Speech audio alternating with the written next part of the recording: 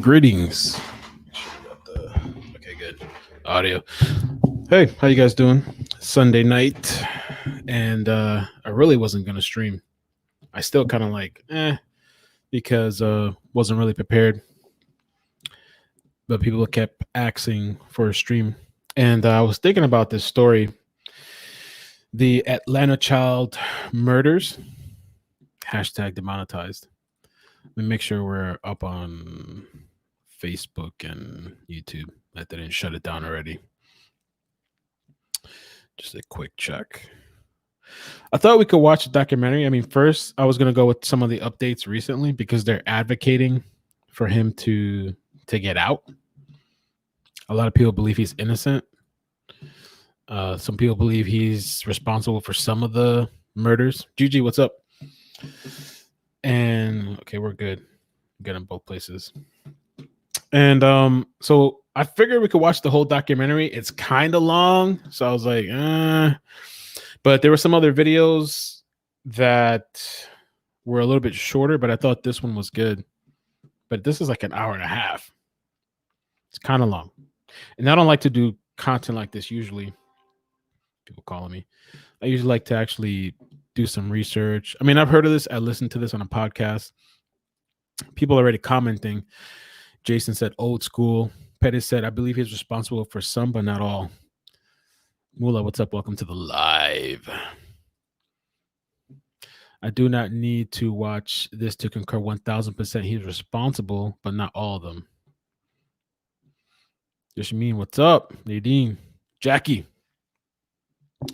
What's really been on my mind is politics, but I know that's going to really deter from the channel, and people are very in a high emotional state right now with politics. So it's hard for people to laugh and joke and whatever. I live next door to Wayne Williams' parents and the sky blue station wagon in the backyard. Damn. I heard he's like a really intelligent guy. Didn't he have like a radio station thing or like a tower in his backyard? He had like this thing. And I also heard too that the interesting thing is that I hear that he used to go out to when the news thing was happening or there was like a crime scene or something, he would actually take pictures and camera and he'd be out there with the news taking pictures and stuff. I remember when it all went down. The interesting thing about this story is that one, a lot of people have mixed feelings whether he's responsible at all. We're actually going to watch an interview. That's why before we get into the main documentary, because maybe people don't want to see the documentary, I'm going to put the documentary on. But first, I want to give the updates. And I want to play the interview from 2010 on CNN. But there was a huge thing going on with the KKK back then, too. There was even a daycare. I don't know if you guys heard of the daycare. There was like some sort of daycare that was like blown up at that time, which is pretty wild. You got to think about the type of people that would bomb a daycare, bro. Yeah, I think they believe that the KKK had some involvement. It's just crazy. Despicable people, man. Whoever was responsible for that. I don't know the details, but I heard about the bombing and explosion.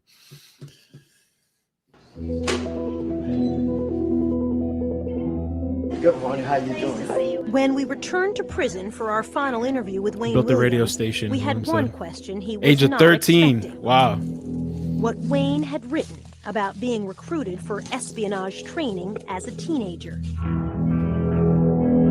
At a secret government camp hidden in the woods near this North Georgia lake, where he was given what could amount to a license to kill.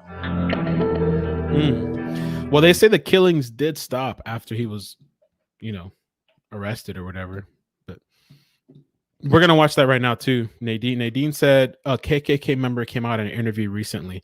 We're going to watch that right after this. It's called Finding Myself. What's finding myself? It reads like an autobiography. Mula. Go ahead. I'm still trying. It's a account of your CIA training.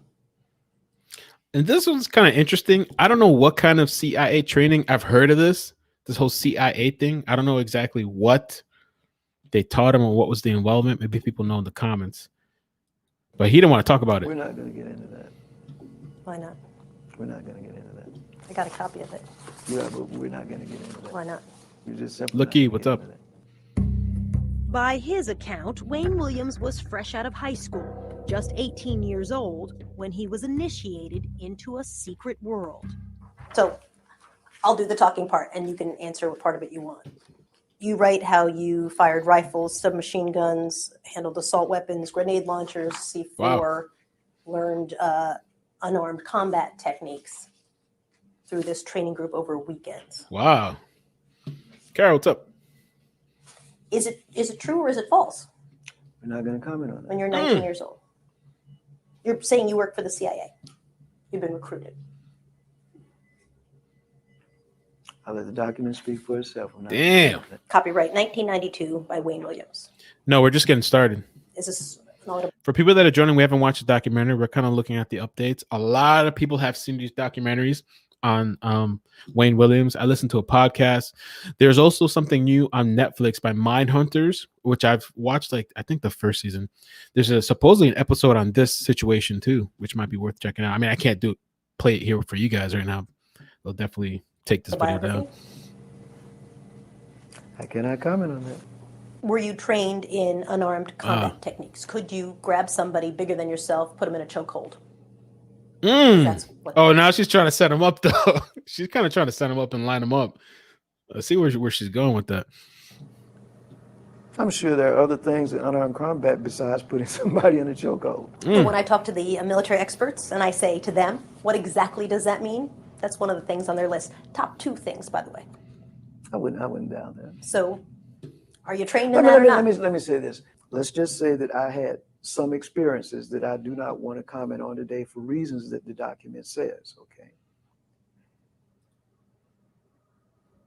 The fact is, what does that have to do with the situation today? Everything. You tell me. It has everything to do with it. Listen. A big part of the conversation when I talked to your lawyers was, could Wayne Williams grab somebody? Did he have the strength? Look how he's not a big guy. Could Now, he I see what you're could he grab someone in a unarmed combat technique Damn. and kill them? It's actually a very simple question. Can you kill someone with a chokehold? Damn. And when you were You 19 probably years could. old, You probably Pulling a Vlad type of interview for anybody who watches Vlad. Damn. could under the I right know for a fact circumstances. I could not. I know you're being facetious, but I know for a I know fact what I you're could saying. not. You don't know. But that. were you trained as a teenager to do that? Because that's what you're writing in this. All And I can I say- get CIA. You don't want to There's talk a CNN rolls. about it. It's all off the record. Let me state this for the record. Okay. I think in the paper that you have, and I will say this, that it says that there was contact with a certain program. And I will say it was the junior officer training program, which was run by a certain agency, and you're correct, CIA. But I never said that I worked True. for them. I simply True. said Now we're splitting hairs. that I Were had you trained? some contact Were you with some trained? person, and that's all I'm going to say. Were you trained? Damn, she's In bushy these too. techniques? That's all I'm going to say. Damn. Somebody mentioned, I mean, there's a lot of interesting things about this. There's people that say, because there was this interview, I think in this interview, this guy, we're probably not going to be able to watch this tonight because it's really long. It's 28 minutes. If we do, it's going to be towards the end. But I believe this one says that Wayne is not responsible. This guy says Wayne is responsible. Derwin Davis says he sees a face in his mind clear as today as it was 40 years ago. And he's saying that the man Davis says later he realized Wayne Williams, who authorities long believed terrorized the city between 1979 and 1981, appeared when 29 Black children and young adults were killed. Williams, who's serving a life in prison, comes to mind for Davis lately.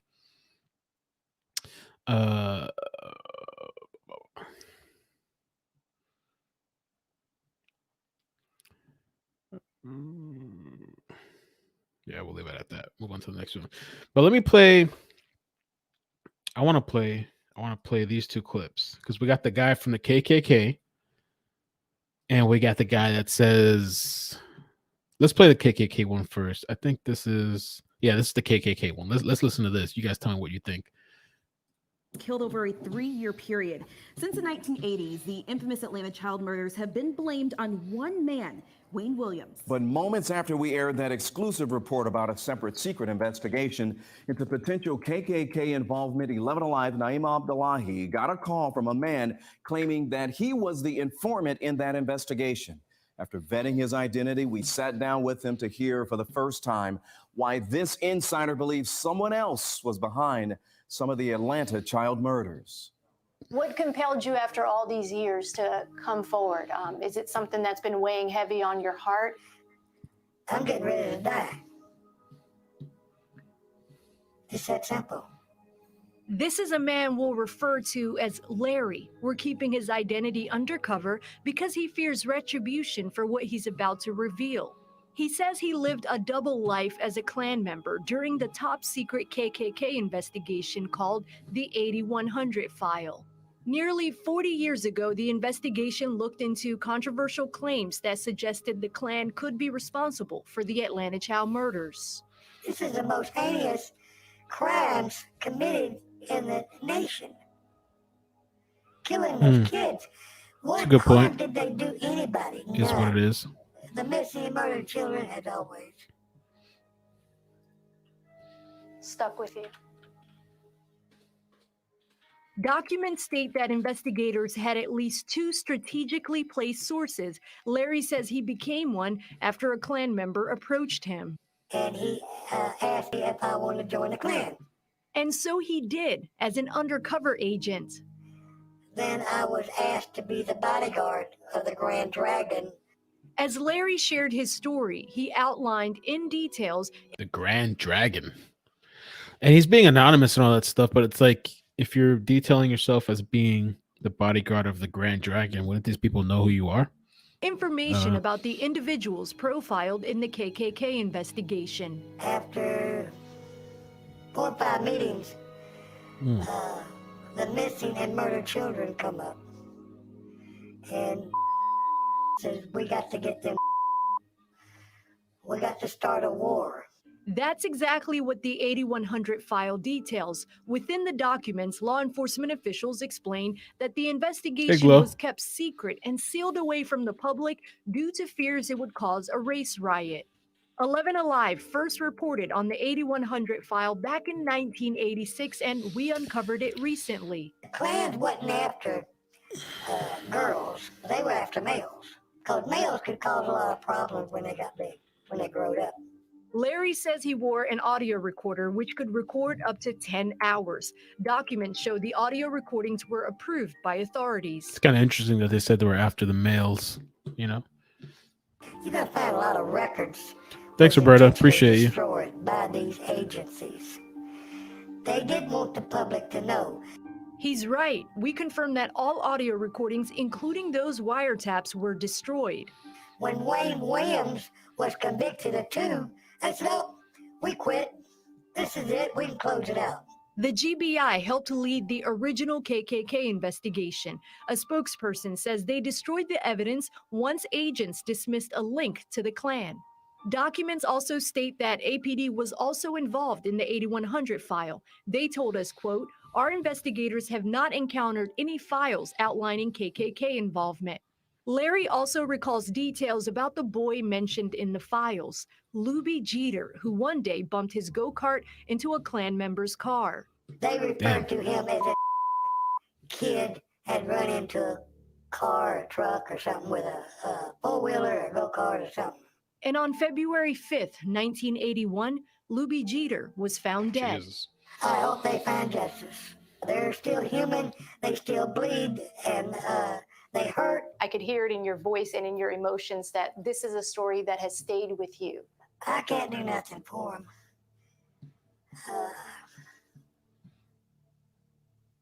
You can do something for him. You can come out, stop being anonymous. You're about to die anyway. Let's drop it. I have no idea. We reached Wayne, out to several law enforcement. we're going to watch a documentary here in a second. If there's people that don't know the story. I think he's probably responsible for some of it. The thing with Wayne Williams, from what I'm seeing here, he's serving a life sentence for the killing of 2 men, and they just believe that he's responsible for the 23 of 30 Atlanta murders, mostly children. But I think the 2 people are adults.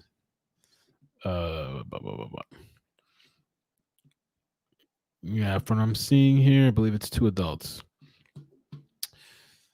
And let me just give you the other side of this, and after this, we'll watch a documentary. One more side. We'll leave this advocacy thing. This is a shorter We're clip. continuing our extensive and exclusive reports of the Atlanta child murders, where 29 children and young adults were murdered in Atlanta between 1979 to 1981. 11 Alive's Naima Abdullahi brings us a chilling recollection of a man who says he escaped Wayne Williams when he was just 7 years old. Isaac Rogers says he's finally sharing what Isaac happened to him Rogers. nearly 40 years ago. Around the same time, his brother went missing. His brother was a victim during the Atlanta child murders, and he says he almost became one. The carpet fibers, that's true. You got the right guy. That was one of the most frightening times of my life, which automatically means you are going to be very detailed in what you're observing, and you're going to remember this person's face. Nearly 40 years ago, Isaac Rogers says he walked to a neighbor's apartment with his 2 cousins, and as they were walking out, it turned into a nightmare. As we got ready to exit her porch and walk down the stairs, that's when the guy that I now know of as Wayne Williams stepped from behind the wall to block us off from going down the stairs. He says his 2 cousins got away, which left him by himself.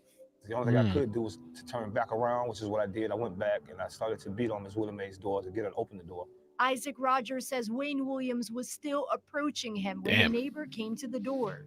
Which is how I was able to tell in such detail everything he was wearing. He says he's kept this secret for years because of fear. I feel great now because I had a chance to share my secret with the rest of the world. Thank you, Isaac Spivvy. Rogers Appreciate says he that. doesn't know if Love Wayne you. Williams killed Thank you all for the victims, donations. but he says I just that's received your his brother's notification. killer, Support 100. 16-year-old Patrick Rogers, who went missing after he walked Isaac to his school bus on November of 1980.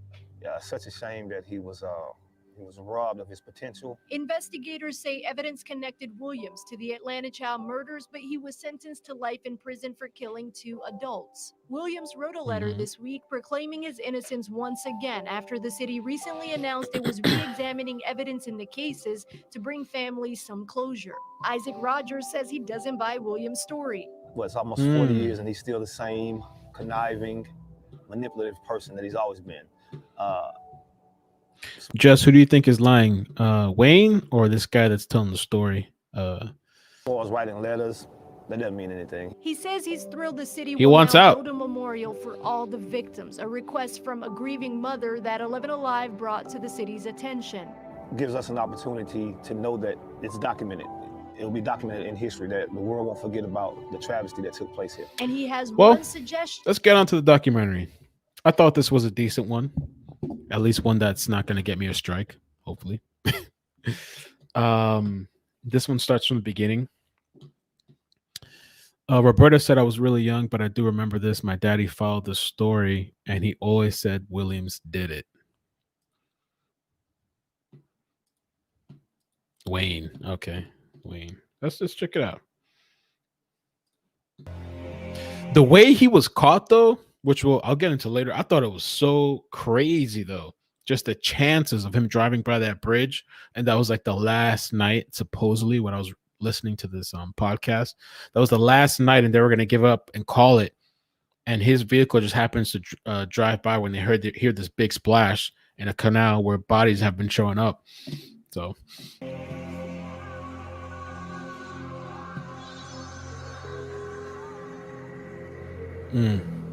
Yes. For 2 years, the bodies of Black children had been found in the woods, then the rivers of Atlanta, Georgia. The quality's bad, by the way, because In all, that's how they more than 2 upload dozen it. victims, most of them strangled. Strangled. By May 1981, the police and FBI were hiding in the brush, beside and below the river bridges. This was to be the last night, almost the last hour. I heard the splash. Thanks, Jess. Appreciate you. Appreciate you guys joining me. Bob Campbell, a police recruit, jumped to his feet down beside the Chattahoochee River. I was really startled. It sounded like a body entering water. He looked up at the bridge. and I saw brake lights of a car coming. I saw red lights. The car started slowly moving away from me across the bridge. Right. Campbell radioed the other team members up above him. I asked, did a car stop on the bridge? Because, I couldn't believe what I saw. And each person told me they didn't see it. Then a policeman in a chase car, hidden on the other side, came on the radio. He just said the car is pulling into the parking lot here, turning around in front. When I was listening to the podcast, I don't know if it's true. I heard that these guys had fallen asleep because they were under the bridge. They were stationed around because bodies were showing up in this canal, like down the canal. So they staked out the place. They didn't have enough funds, I believe, and that's why they had like a time limit of how long they were gonna be at this place. But I heard that on the last night, supposedly, is when this whole thing happened. I started coming back across the bridge, coming back in my direction. This is that white station wagon. Police followed it and stopped it nearby. FBI agent Mike McComas rushed to the scene. The driver was standing by the highway. He was talking with the officers, saw a black male. He had on a baseball hat, had on glasses. The Green-eyed young man PI. was Wayne Williams, about to turn 23. A self-anointed music talent scout who slept days and roamed the city at night. McComas invited Williams over to his car. He got in the car and I said, "Do you know why we're here?" And he immediately said, "Yes, it's about the missing children." And that kind of stunned me. And I said, "Well, what do you know about that?" And he goes, "Well," he said, "I don't think that the various news agencies are covering it adequately. Do you?" 2 weeks later, this headline would break the news of that night on the bridge. Wayne Williams would be sent to prison to serve 2 life sentences for murder. At first glance, he hardly looks like a serial killer. Not much more than 5.5 feet tall, barely 150 pounds. Now in his 50s and growing bald. The bottom line is, nobody ever testified or even claimed that they saw me strike another person, choke another person, stab, beat, or kill, or hurt anybody, because I didn't. This is the first time Wayne Williams has talked on TV in at least a decade. Why do you think you were convicted? Fear. What do you mean? Atlanta at the time was in a panic. They wanted any suspect that they could find, and let's just be honest, it had to be a black person, because if it had been a white suspect, Atlanta probably would have gone up in flames. It came very close to that. Do you think you'll ever be free? No, Dot, it's not a matter of if to me, it's a matter of when. Oh, it's a matter of when. Some 30 years after Wayne Williams' trial and conviction, there is still debate and some doubt. This time, you can be the judge and the jury. We'll lay out the evidence on both sides, and you'll Sorry hear about from the Wayne quality. Williams at length. That's how they uploaded it. Then we'll invite you to reach your own verdict: guilty, innocent, or a third choice, not proven. The first 1981. clue was found on a dead boy's tennis shoes. The victim was Eric Middlebrooks, his body left here in a rainy alley, a foster child who rode his bicycle away one night on an errand and was dead by dawn.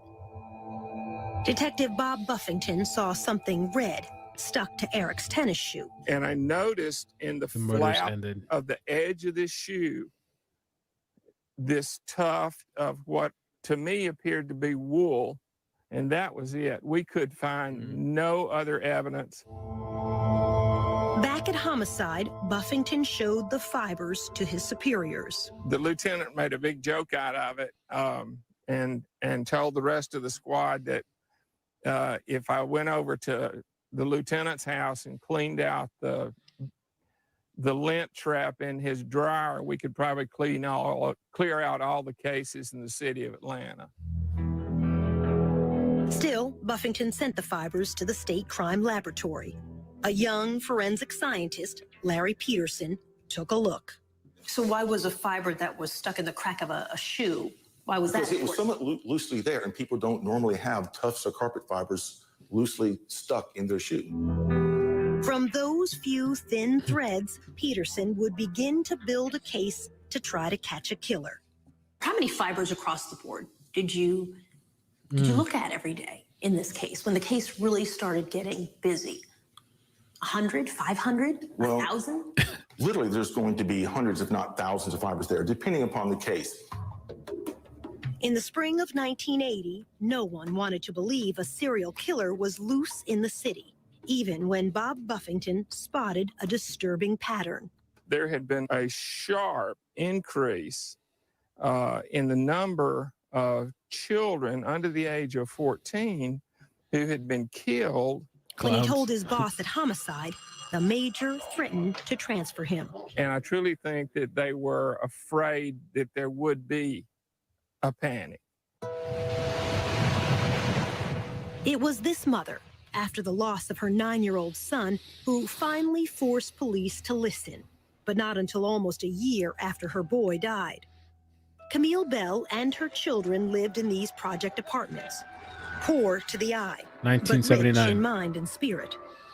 Yusef Bell was an honors student in the gifted program at school.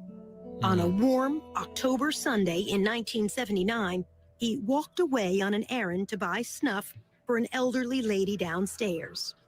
He went barefooted in a pair of brown shorts. He got to the store. He bought the snuff. He started back home. Snuff is tobacco. Less than half a block from this I store, just Googled Yusef it. Bell stepped off this curb and vanished. And nobody saw anybody do anything or anything, but they did see him come back across the street. And that's the last that we saw him. Camille Bell called the police. They came and said they'd write a report. That's all. Days went by. Camille waited with 2 older children and Yusef's 3-year-old sister. And so she is terrified. If he can go to the store and they can steal him, then she doesn't want to leave the house. She doesn't want to do anything. Camille hid her own fear from her children. And you've got to hold them together so you can't act as scared as you are. We'll see if they talk about it. I'm going to try not to pause too much because I want to get through it for you guys, and it's like an hour long, hour and a half. But we'll see if they talk about it. But his story when he got stopped about the phone numbers and supposedly the reason he was driving out at that time of night didn't add up, and the phone number I think they tried to call and it didn't pan out to what he said it did. So I don't know. The body of Yusef Bell was found in an abandoned schoolhouse. His body would not turn up for another month. Yusef Bell had been strangled. Wow. All of the what could have been, should have been, and probably would have been was taken away. And we'll never know now because somebody decided that it was all right to just kill a little kid because they wanted to. For a long time, the 3-year-old would look for Yusef every time it was a foggy day. And we'd go out into the fog, and she would go as far as she could into the fog. And I'd say, come back here. And she'd say, I got to go find my brother. And she said, the clouds came down, so Yusef can come down. The child, her mother said, had confused the fog with heaven. Jesus. Still ahead, the boy who was too brave. I mean, he was like, man, I want to find this killer and get this reward money. A drive-by threat against the FBI chief's child. Some guy in a pickup truck said, I'm gonna get you, nigga. And in the end, the curious question of the CIA. When you're 19 years old, you're saying you work for the CIA. You've been recruited. I'll let the document speak for itself. I'm not going to comment on it. Then. Do you know how to kill someone with a chokehold? That's a yes or no answer. No, it's not. That's true. Yes, it is actually. No, it's not. Do you know how to kill someone with a chokehold? No, it's not. So she was trying to ask him that because I guess the kids, most of the deaths were strangulations. So.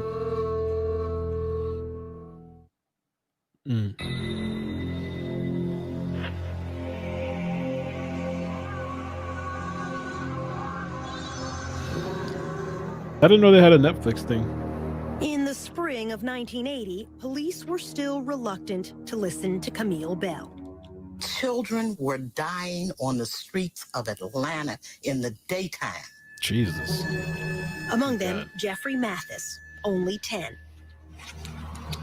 Like Yusef Bell, he 1980. walked down the street on an errand to this gas station to buy cigarettes for his mother. She never saw him again. What we had here was a predator, and what he was looking for was somebody who was cut off from the herd. And if you don't realize you're in trouble until you're in trouble, then you have no way of getting out. It would be another year before Jeffrey Mathis's body was found in a woods, miles from his home. His mother would join iCkEdMeL Bell in forming a committee to confront the city's leaders. The reaction of the police All right, Mary, thank you for joining. Mary says that she's gonna we leave. were overreacting and that there was no serial killer. Even though, by now, 6 black children were dead. 4 others were missing. Perhaps we were like distraught parents that really needed everyone's sympathy, but nobody needed to do anything. Oh, this year. For years, it has been a dirty little secret among the press and the police.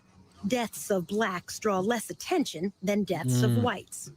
Nobody cared. So you could have several killings go on, and if the people were poor, then no one discovered there was a serial killing. If you were black and poor, then really nobody looked, especially if you're black and poor and Southern. Makes you think of the Golden State Killer. Just a quick little. There was another guy too, a black guy that was a serial killer. I can't remember his name. I'm trying to remember. Oh no, the Golden State Killer was in Cali, but I think he did home invasions. There was another guy that was actually targeting like black women. I can't remember his name. California. It was in Cali, California. Let me keep it moving, and I'll Police were slow to Oh, here we go. recognize these deaths. How could were anybody different. forget? Many of the Lonnie bodies were left Franklin, in the woods, the Grim far Sleeper. from home, unlike most murder victims who are found where. Oh, but this is a crazy story too. The Grim Sleeper. Oh man, if you guys ever heard of this one, he targeted a lot of black women and women that were also on the street and prostituting, and so it took a very long time before they did anything. Grim Sleeper. Oh man. Where they fall. Unsolved murders of children is very rare. If a 9-year-old got killed, it was because somebody slapped him across the room. He hit his head and he died. Police did not create a task force until a year after the first Oh, murders the Green began. River Killer. I remember that guy, Gary Ridgway. FBI profiler Roy Hazelwood came down to help. 3 detectives drove him around the city and turned into Jeffrey Mathis' neighborhood. That guy looks like As soon hell. as we turned onto that street, everything stopped. There, a guy cutting the grass stopped. Guys playing dominoes on the porch stopped. I said, "What's going on?" I said, "Everything stopped." They said laughingly, "That's because we have a honky in the car." John Glover, who took over as FBI chief in Atlanta that summer, says that's why he and Hazelwood decided the killer had to be black. The killer is someone who is invisible in the black community. And who is invisible in the black community but another black person? Interesting. Welcome Harris was one of the first task force detectives. He knew it had to be someone who went unnoticed. We felt like it was somebody who would come in the neighborhood and get these children and not draw attention to themselves. The question of which race struck a raw nerve. It had been only a dozen years since the murder of Dr. Martin Luther King. On the surface, Atlanta was a well-integrated city. Beneath the surface, it remained separate and unequal. Oh. My prayer and the prayer of everybody in the I was in the Netflix series that covered this. I had no idea about this case until I worked on. Oh, interesting. I can open up the lines for her because I don't want to cut the documentary for people. But if she wants to call in and give some insight, she can. Let me set it up in the meantime. There was we wanted the person to be black, and the reason why you wanted to be black, I knew what it would do to this town if it had been a white person or somebody else of another race. In the black community in the early 80s, a black serial killer was unheard of. All the classic serial killers were white, never black. Doesn't mean it didn't have one there. Today, black serial killers are not rare. In 2009, here in Cleveland, as well as in Milwaukee and Los Angeles, each time the accused serial killer turned out to be African American. Dr. Eric Hickey is a psychologist who keeps track of serial killers. Oh, she's working. Okay, no Overall, problem, in my Sarita. study, 1 out of every 5 Thank you for watching. killers is African American. Whoa. What he said? Hold on, let's take it back. Hold on. Psychologist who keeps track of serial killers. Overall, in my study, 1 out of every 5 serial killers is okay. African American. In the past, since 1995, over 40% are African American. We're finally saying, you know what, blacks do this too. All cultures do it. I'm not gonna go too long on it, but all cultures, just the thought that, I mean, you can go look at Mexico, people killing each other left and right like nothing, cartels and all this stuff. Those are some serial killers. People do all kinds of stuff. There was that family, I can't remember the name of the family. I don't know if they were in Mexico or on the border of Mexico. The entire family, kids and everything wiped out like nothing. Mass graves in Mexico who too. Fed the fear in Atlanta. As FBI chief, John Glover had moved into this upper-class white neighborhood. His 12-year-old son was playing outside one afternoon. Some guy in a pickup truck, he was out in the yard. In our side yard, we were on a corner, we lived in, had a corner lot, said, "I'm gonna get you, nigga," as he was driving by. Kasim Reed, seen in these childhood photos, was only 10 when the first 2 bodies were found in the woods close to his home in the summer of 1979. My life did change. How so? Not out as late as you used to be, not able to ride your bike unaccompanied. In 2010, Reed would become the I mayor think of most of them Atlanta. were. But back then, as the youngest boy in his family, his teenage brothers were his protectors. And I didn't move without my brothers for about a year. The bulk of the victims were boys like you, You're right. your age, You're right. black boys. Yes. Did you personally feel afraid? I can't honestly say that I really felt afraid, except for at moments. You would have a van slow down, and everybody was very mindful of vans at the time. People were suspicious of everybody, and they were afraid. And the children, you had children walking the street. Oh, yeah. You could see some of them were in fear. Jason's saying. And for good reason. The murders were about to increase to a body almost every week. That's crazy. Can you imagine? Well, I mean, Chicago has I don't know how many murders in a weekend, but just thinking about a child situation. Coming up, a creature of the night. Being an ex-news reporter and all, nighttime is me. That's the time I'm out most of the time. And a mystery within a mystery. He walked into the back of the studio and he had horrible scratches on his arms. This is an interesting story. And he said he had fallen into a bush. Oh yeah, Mexico. Woof. Dangerous place. Some of the areas. Well, I don't know which areas, but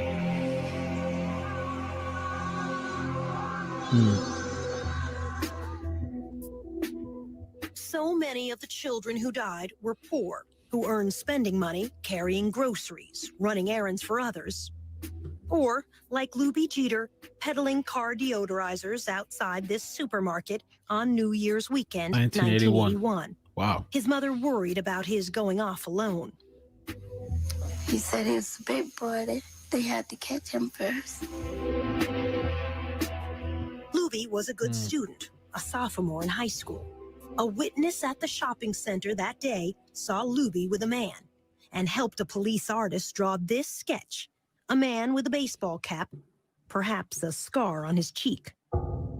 Luby never came home. I believe he'd been kidnapped. 1 second, let me take it back. Man with a Luby with sophomore in high school. A witness at the shopping center that day saw Luby with a man and helped a police artist draw this sketch. A man with a baseball cap, perhaps a scar on his cheek. Luby never came home. I believe he'd been kidnapped. Police searched the woods around Atlanta. They did not find Luby. Instead, police found 2 other bodies. Young boys who had disappeared 10 miles and a month apart, yet both left here at the same dumping ground. The number of known dead, now 15. The unsolved murders of so many children had become front-page news around the nation and the world. This is the reward. The city announced a $100,000 reward. That's how they did it back in the day. I guess they put all the cash out. It was a crazy time from, I mean, a lot of people that were alive back then. I wasn't even alive then. 1981, I wasn't even born then yet. This was a really chaotic moment. A lot of people upset. Somebody said, and riots. Soon to grow to 500,000. The task force was swamped with sketches of suspects. Curfew too. Oh, they had a curfew buddy system. Wow. Suggested by psychics. At the state crime lab, Larry Peterson was sifting through thousands of fibers: nylon, rayon, acrylic, acetate. Is it like looking Multiple or needles, smaller? like looking for multiple needles in multiple haystacks. Jesus. Then, in January 1981, a breakthrough. Peterson realized they were seeing one green carpet fiber with a unique shape. This is a cross-section of that fiber, magnified many times. Wow. This particular fiber had 2 very, very large lobes and 1 short lobe. The lobes are the 3 ends of the boomerang shape. The shape was the most distinctive feature of the fiber. He showed me a slide taken from another carpet. This is a single tuft from the carpet, cut in cross-section. Yeah, I can't tell that's green. That's enough. Even putting the tiny fibers under the microscope didn't help me. How can you tell what color this is? Because in this green carpet, because of that light green, looks very whitish. The color is seen microscopically. There's not going to be And what's up? to what the overall carpet would be. Instead, an even more sophisticated microscope So let me just open this up. can separate colors to identify a specific fiber. We took another look. Oh, now you're talking. Now, Peterson knew what to look for. When I was looking at the fiber at first, I had no idea who had made it. I just knew it was very distinctive, and I would recognize it instantly. But he didn't know where to find it. Wayne Williams was not yet on anyone's radar. He had freelanced as a TV cameraman who shot fires and overnight news. He told us, You know, I know the streets a bit loud. I've been around a while. Being an ex-news reporter and all, nighttime is me. That's the time I'm. Yeah, he used to do that kind of stuff, which is kind of interesting. Go out, get pictures of. I think he would take pictures and then sell it to the media. I think. I'm out most of the time. now almost 23, a wannabe music producer, he was trying to form a singing group modeled after the Jackson 5. In fact, the afternoon Luby Jeter disappeared, Williams says this receipt shows he had an alibi, auditioning young singers from 4:30 to 8:30 that evening.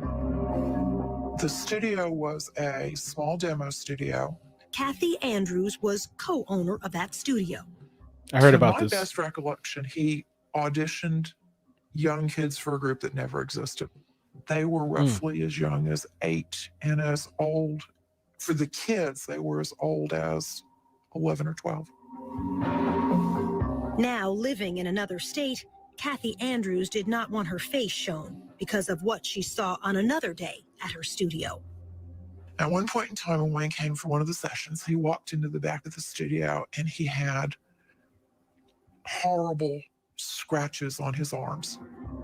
deep and painful, crisscrossing both arms.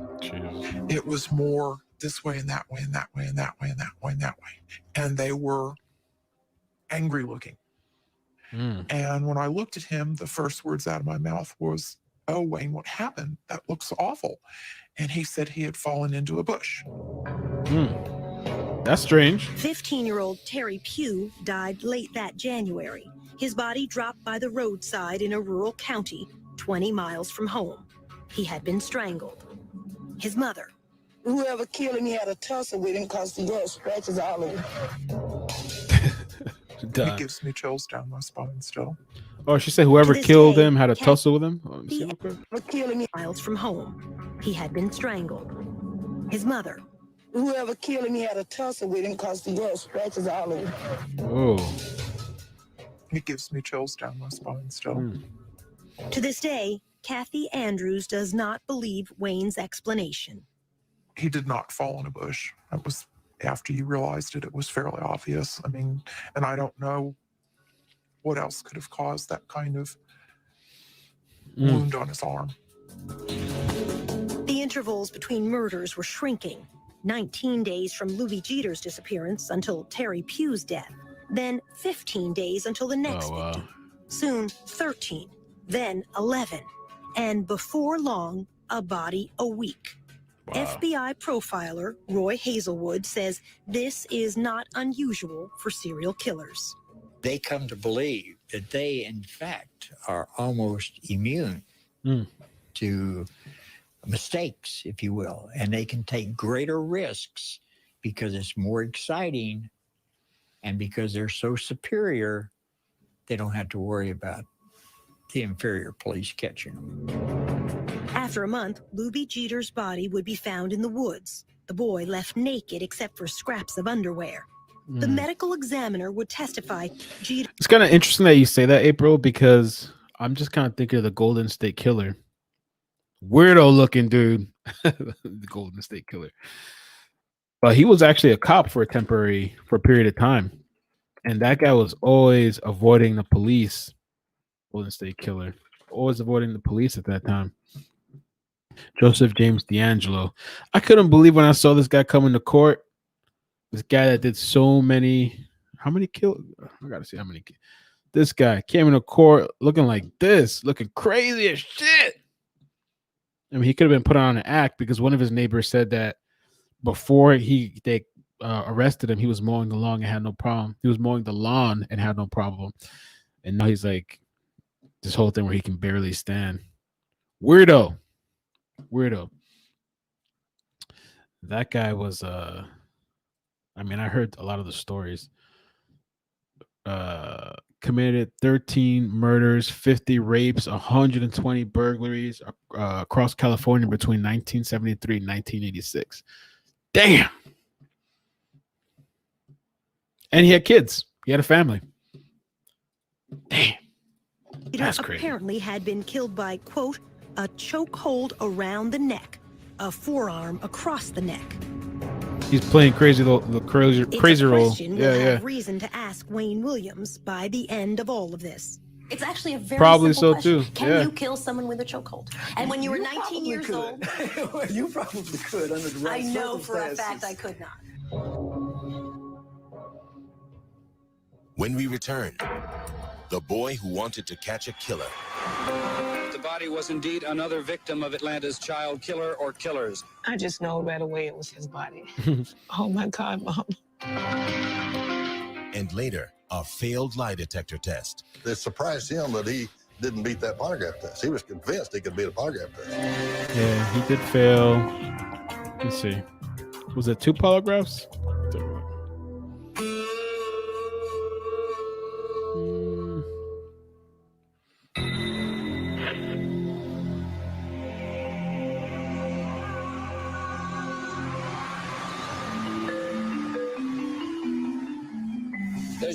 Thanks, Roberta. Take care. Appreciate you joining. Atlanta is a city of frustrations and fears. As the number of missing and murdered children grows. The body was indeed another victim of Atlanta's child killer or killers. We're told that the child... Patrick Baltazar was the kid who was convinced he could catch a killer. He was like, man, I want to find this killer and get this reward money, and I'm going to buy my mom a house, and I'm going to do this, and I'm going to find this killer. His stepmother, Sheila Baltazar, was worried. For a 10, 11-year-old child to be April. talking like that was just like, wow, where's his mind at? Yeah, I think this dude was putting on an act. We're talking about the Golden State Killer in the chat. Because when I saw the first time he was arrested, they rolled him in a wheelchair. He was doing this whole thing, but his neighbors said he was mowing. He even had a motorcycle or something, or some sort of bike that he was riding. And now when they locked him up, he's in a wheelchair and stuff. I don't know. Patrick was a latchkey child living unsupervised with an older brother in a project apartment near downtown. He was very streetwise. He stayed out late at night, often at the Omni Center, now the headquarters of CNN, but back then a hotel complex with an indoor skating rink and a game room for kids. And that's where he spent a lot of his time at the games arcade. Wayne Williams was known to frequent the Omni, passing out these flyers as a talent scout to offer auditions to boys from age 11 on up. 15 kids are dead. 2 others are officially missing and listed as... By early February 1981, more than a dozen young African-American boys had been found dead, many dumped in the woods around Atlanta. I was very fearful. My God. Sheila Baltazar pleaded to send Patrick back home to the rest of his family in rural Louisiana. If I had somewhere to send my son, I would have sent my son. One evening, a white man in a big car appeared to threaten Patrick and a small friend. The little boy said that Patrick said, man, that might be the killer. Patrick used a payphone to call police. He told them, a man was chasing me and my friend in a brown Cadillac. Well, actually thought it was a crank phone call. They didn't send a car out. Wow. This is a sketch the other boy provided to police after Patrick was dead.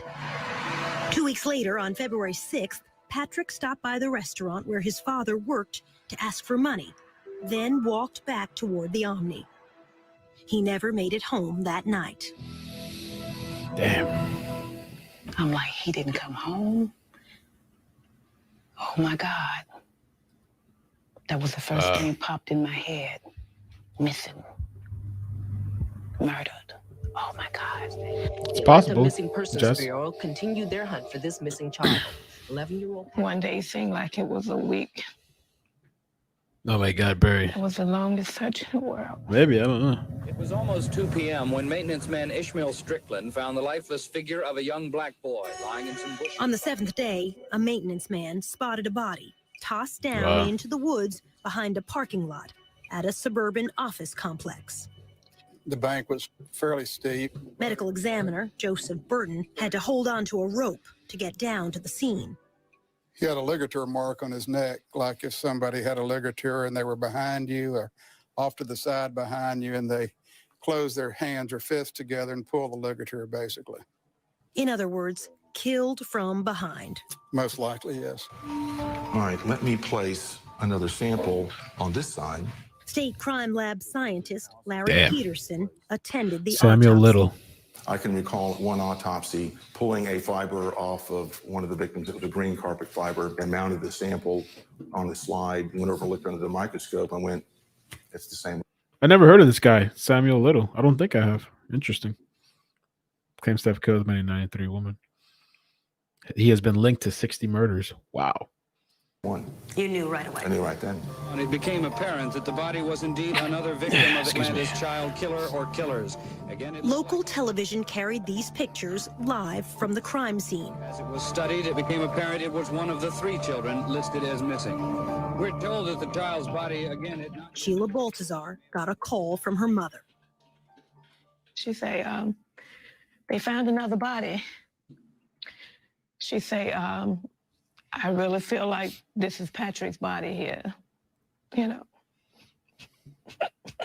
Oh.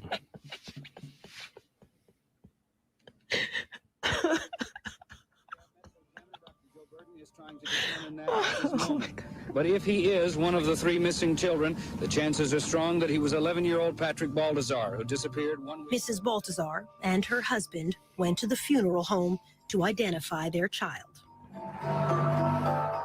They told me he had struggled, for his life. Wow. And seeing the print, the rope print across his neck, all the way around the front.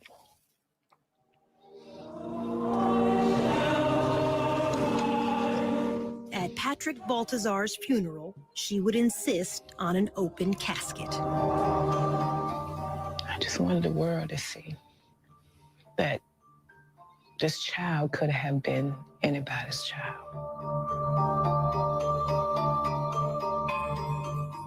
Patrick's 5th grade classmates wrote a poem read at his funeral. This from local TV coverage that day. Patrick Balthazar, our schoolmate, you came to school, though sometimes late, but you were never mean to anyone. You tried to help people and thought it was fun. Then one night, one terrible night, you didn't come home, not even at daylight. Something's happened to that boy, the people said. Patrick is missing. Is Patrick dead? We cried some, and we bowed our heads, and hoped for your safety, and prayers were said. Oh God, please bring back that missing boy. When he returns, we will shout for joy. The police and the news people came and went. In all our hearts was no content. No one could rest until we knew whatever had happened to you. Then one day your body was found out in the woods on the cold, cold ground. Someone killed you and dumped you there. It was a mad, cruel person who did not care. There was not a word about how you died. It is no wonder that we all cried. Patrick, we miss you and wish you knew how much your schoolmates grieve for you. I gotta check that out. Well, Sari said here, Samuel Little, he has a Netflix documentary. I have to check that out. Somebody else said too that he drew his victims, I guess. That's kind of interesting. And somebody else said, I want to see that whole video thing. This Golden State Killer guy that could supposedly barely walk on a wheelchair. They have a video of him climbing on top of stuff in his jail cell. Jesus.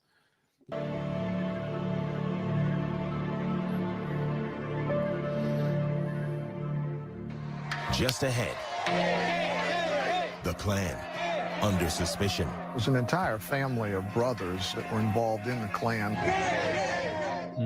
And then a disappearing nylon cord. Could have been the murder weapon, as far as I know.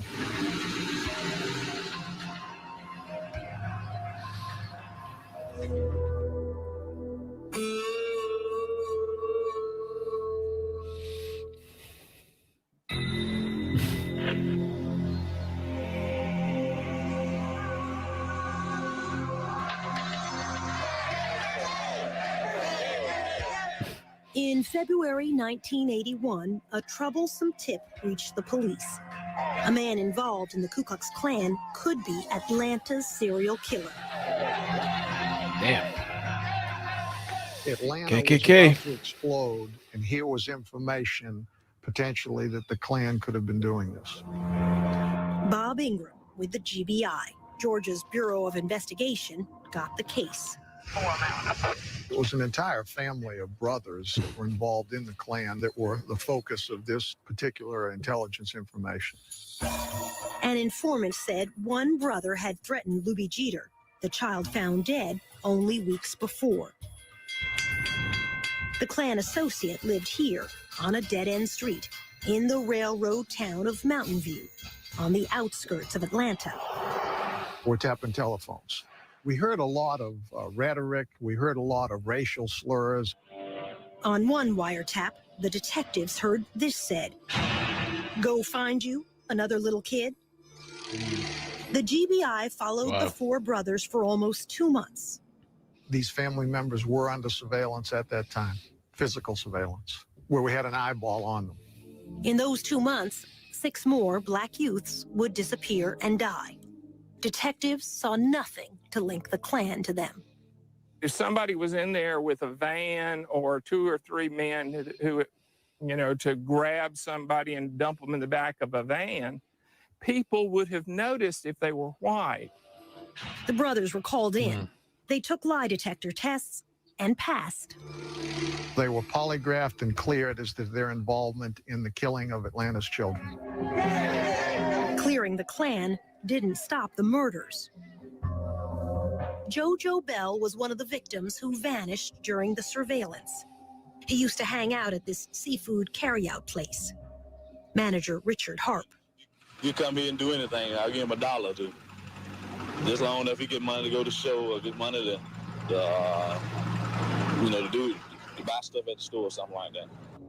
JoJo Bell, unrelated to Yusef Bell, came by Captain Pegg's one last time.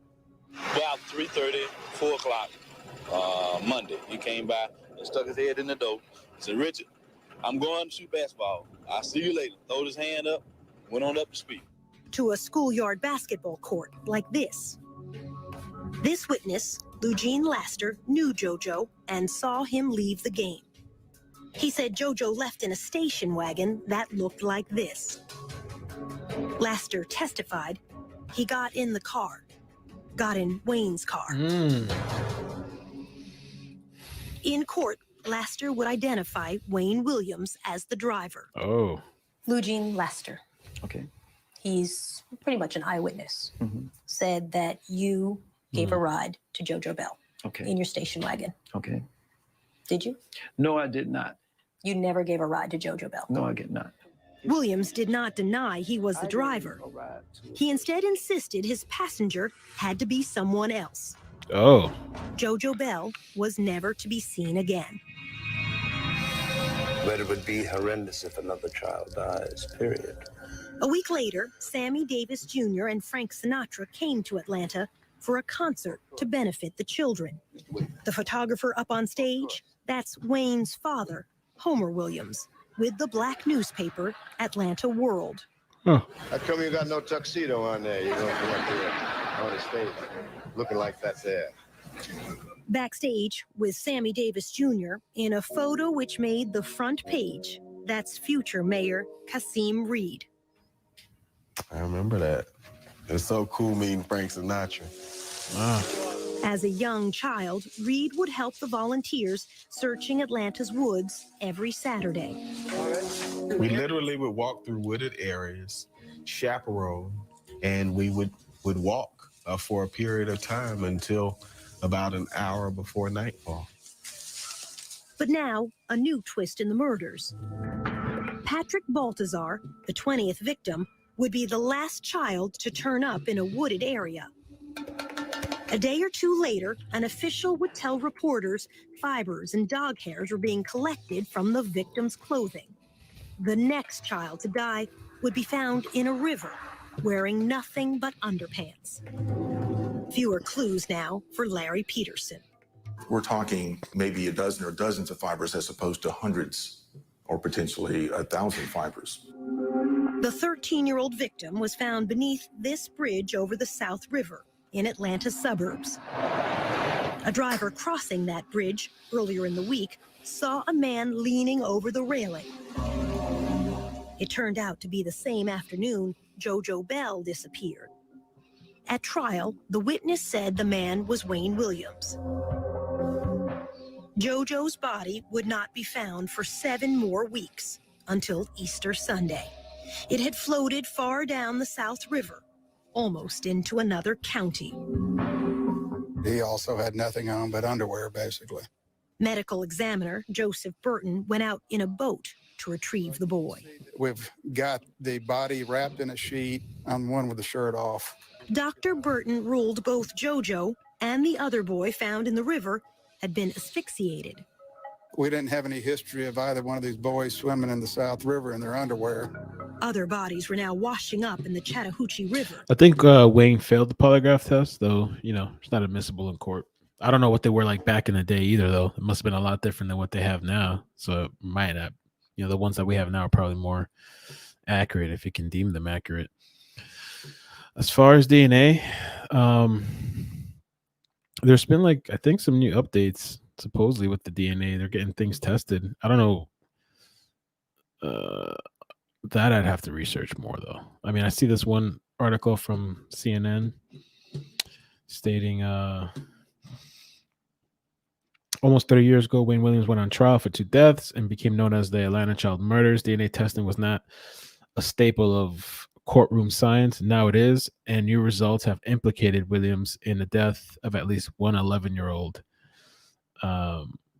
When Patrick Baltazar's body was found dumped in a wooded slope behind the office park on February 13, 1981, forensic scientists discovered 2 human scalp hairs inside the boy's shirt. I think and this was a recent article from September. Oh no, this is not a recent article. I'm sorry. Oops, I thought this was new. This is from 2010. I thought that was a new article.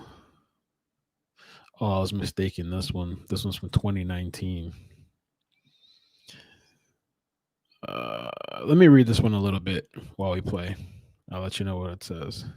To the west and the north of Atlanta. 5 victims in that river in the next 6 weeks. I said, if I was doing that, I'd be throwing them off the bridge. FBI agent Mike McComas grew up along a river in Tennessee. He knew if something were to float on downstream, it had to be dropped in the middle of a river. McComas suggested the bridge stakeouts. We looked at remote places, dark places. We believed it would be at nighttime as opposed to daytime. The FBI and police began night watches at 14 bridges over the Chattahoochee and South Rivers. The stakeouts were to last 4 weeks. Nothing until the very end. We, at that point, were ready for that to be our last night. And Wayne Williams showed up that night.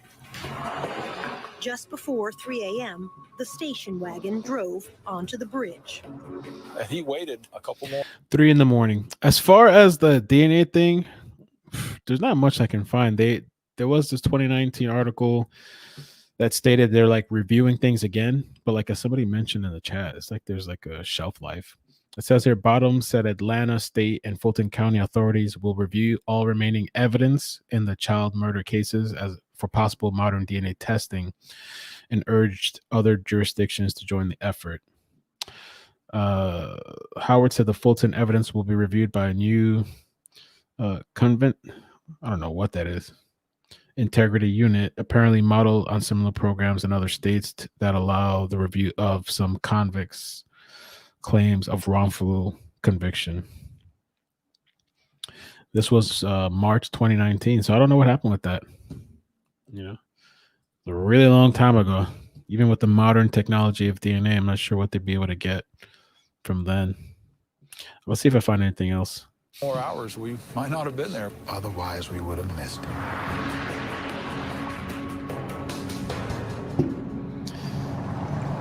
Next, the night on the bridge. You said, I know this is about those boys, isn't Correct. Mm-hmm. That's what I said. it? Pretty damning statement, don't you think? Sorry, shares. A familial DNA. Yep.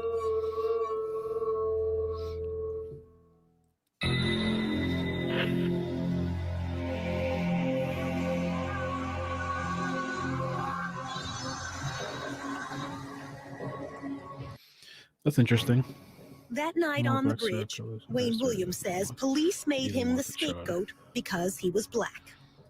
Soledad, when this case happened, thanks, Mula. If those police had arrested a white man, Atlanta would have erupted, as well as several major cities. You possibly would have had another race war.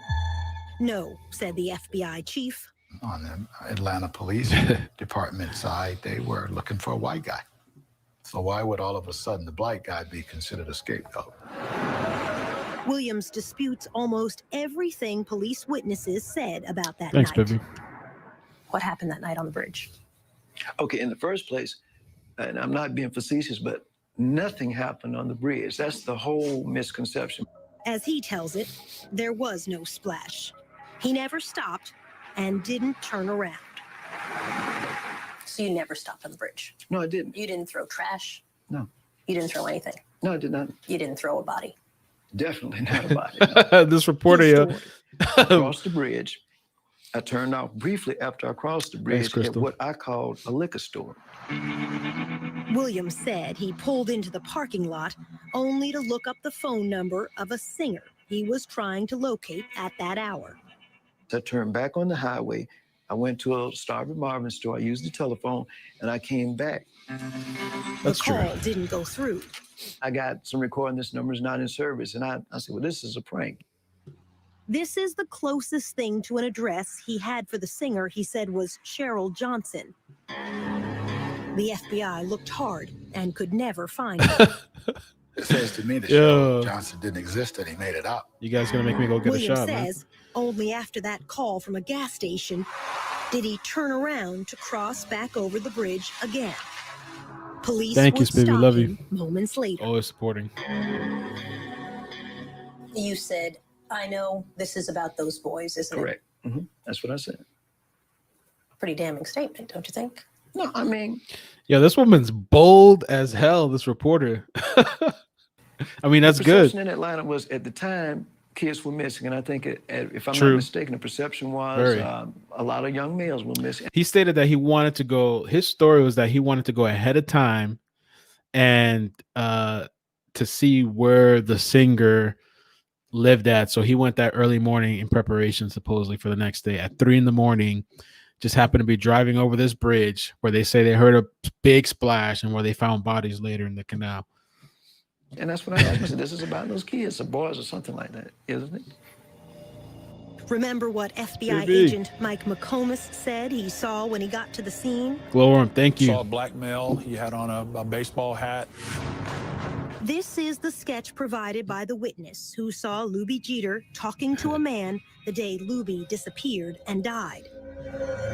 McComas had never seen this until we came back to show it to him nearly 30 years later. 30 There's years. a real strong resemblance to the person that I talked to, Wayne Williams. He had on a baseball cap. His hair was in an afro. So this just looks like him. Williams agreed to let McComas search his station wagon. On the floor, in the front of the back seat, he saw There was a nylon cord. The best that I could describe the nylon cord was a ski rope type, the woven type, and it was, my guess, about 24 inches long. No, Williams denies there was any such cord. because if that rope had been in the station wagon that night, I'm sure they would have taken it. The fact that I didn't confiscate it doesn't make it go away. It was there. The nylon cord would That's never true. be seen White again. Wolf. Could have been the murder weapon, as far as I know. Yet, FBI supervisors decided to let Wayne Williams go that night. Well, first, we didn't have a body. So, secondly, there was no one who saw Wayne Williams outside of his car. There was no one that saw him throw anything overboard. 2 days later, only a mile downstream from that bridge, another body. After 2 years, one suspect now, Wayne Williams.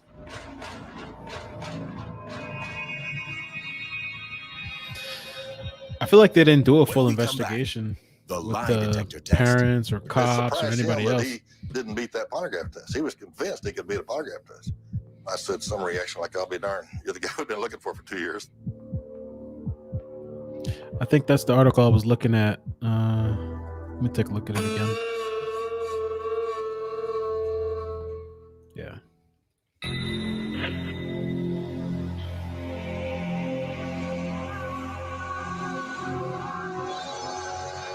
It's from 2010, though. The second day after Wayne Williams was seen on the Chattahoochee River Bridge, the body of Nathaniel Cater washed up downstream. Wow. He was a down-on-his-luck drunk 28 years old, but small, weighing under 150 pounds. Again, the medical examiner said Cater could have been killed, quote, with a chokehold, trapping the neck in the crook of the arm. His would be the last body found in the Atlanta murders, the 27th male victim. At Cater's funeral, Wayne... What Mullah said and White Wolf was saying is true, from what I heard. The rug fibers are one of a kind, sold in less than 30 purchased in the state. Williams' father, Homer, took this photo for the Atlanta World newspaper. That's what they say. Supposedly the killing stopped. On June 3rd, the FBI brought Wayne in for a long night of questioning. Wayne agreed to a lie detector test. He was as composed and calm as you can get. You got 26 bodies out there in the woods and rivers, and he's just sitting there like total control. Richard Ratcliffe was the FBI polygraph examiner. So I don't care what you were doing on the bridge. I don't care what you threw in the river. If it wasn't a little boy's body, you define this test. He told Williams in advance what he would ask him. Did you kill Nathaniel Cater? Did you kill him that night? Prior to elections. So you're on the bridge, and did you throw Nathaniel Cater into the Chattahoochee River? And when I ran that test, it's like, wow, this is it. Wayne Williams flunked all 3 questions. 3. Yep. Like I think Mullah said that. This test would reflect that you did kill Nathaniel Cater. Or was it? That was his body he threw off the bridge that night. The polygraph measures sweating, the heartbeat, blood pressure, all rise with tension. You breathe a little faster. You have a hard time getting your breath. You sweat a little more. He did all this.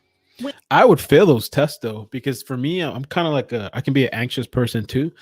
And even if I'm telling the truth, just knowing that I'm being put on this like polygraph thing and knowing, okay, they're measuring it. I'm the type of person that in my head, I'm going to be thinking, well, I know I'm telling the truth, but what if my heartbeat and everything starts to rise and it, comes out as I'm lying? I would totally fail one of those tests. But I've also heard of people that were lying. Let me not lose where we're at. We're lying and have passed the test, like psychopaths. I don't know. Wayne Williams took the test 3 times. There you go. There you go. Failed each time. My name, my last name. I said some reaction like, I'll be darned. You're the guy we've been looking for 2 years. It surprised him that he didn't beat that polygraph test. He was convinced he could beat a polygraph test. He sat there and studied it, and he said, what's this question right here? And I said, that's pretty good. That's, did you cause the death of Nathaniel Cater? Yeah, it's not admissible in court. People still use it, though, as kind of a, I don't know, a gauge, I guess. But yeah, it can't be used in court. And he said, what's this question? I said, well, did you throw his body into the Chattahoochee River that night? True, Barry.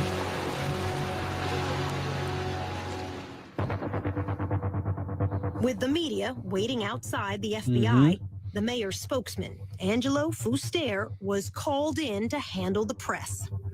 And in comes Homer Williams. Fuster asked Homer, a press photographer, why he was inside the building, trying to get a scoop on the suspect. And he said, no, that's my son. And I thought, oh, geez. Homer told Fuster. They detained him and impounded my car for littering. They detained him for littering, is what he said. And I said, that doesn't sound right. This is at night. And I said, littering. He said, yeah, he was driving over this bridge and he stopped to throw some garbage. And boy, they rushed him and stopped him.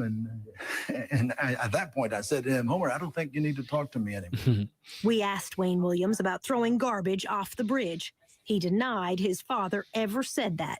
Your father said you stopped to get rid of some trash. No, my father never said that. I never said that, and my father never said it. While father and son were inside the FBI, evidence technicians were combing the Williams home. The FBI's top fiber expert, Harold Dedman, led the search. In Wayne's bedroom, he took clippings from a purple bedspread and from a yellow blanket. The yellow blanket was located under Wayne Williams' bed.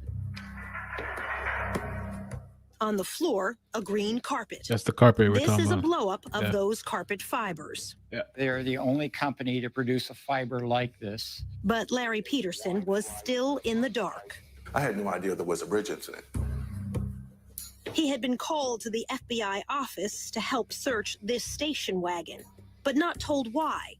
Then he spotted FBI techs returning from their search, and so he went out to the home to snip fibers for himself. Saw the green carpet. Did you feel this is it? You know, I really did. Thanks, Bria. Yeah, we started kind of It was a late. middle-class home, a young man living with his parents. But Peterson thought, I'm going to run these back to the lab and just look. I started with the green carpet. Once I put that sample Damn, under the really? microscope, I mean, I knew instantly that that was it. You knew that they had the killer. I knew that was it. And I had made hundreds and hundreds of comparisons to carpeting and various suspects and environments before, and nothing was even close until that night.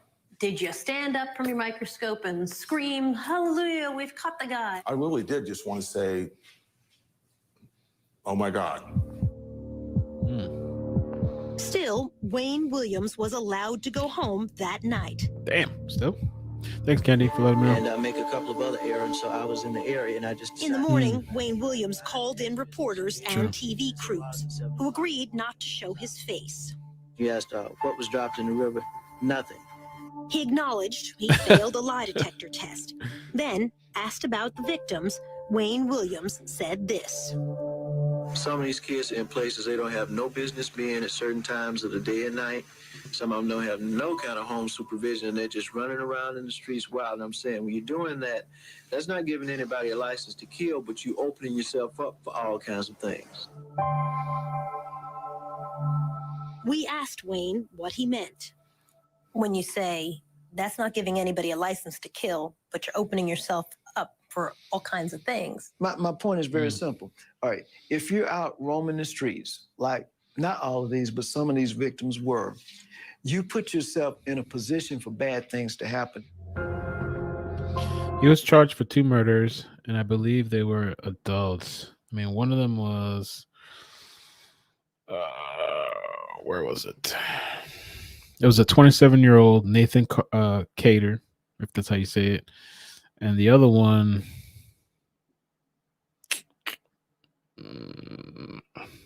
I don't know. I gotta find it.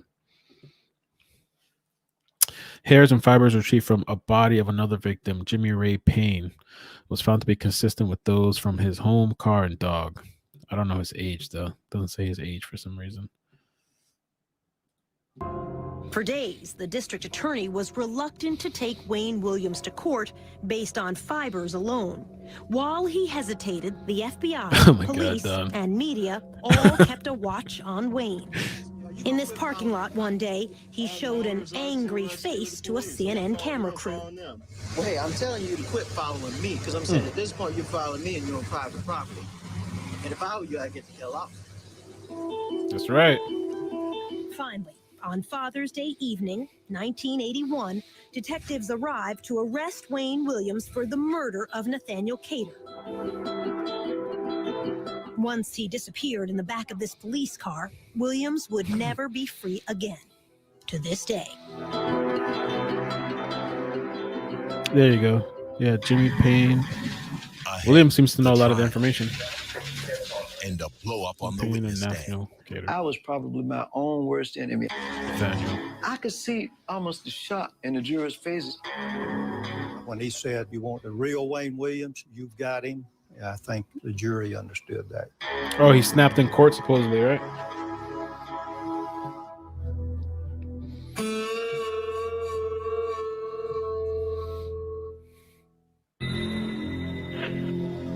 Trial.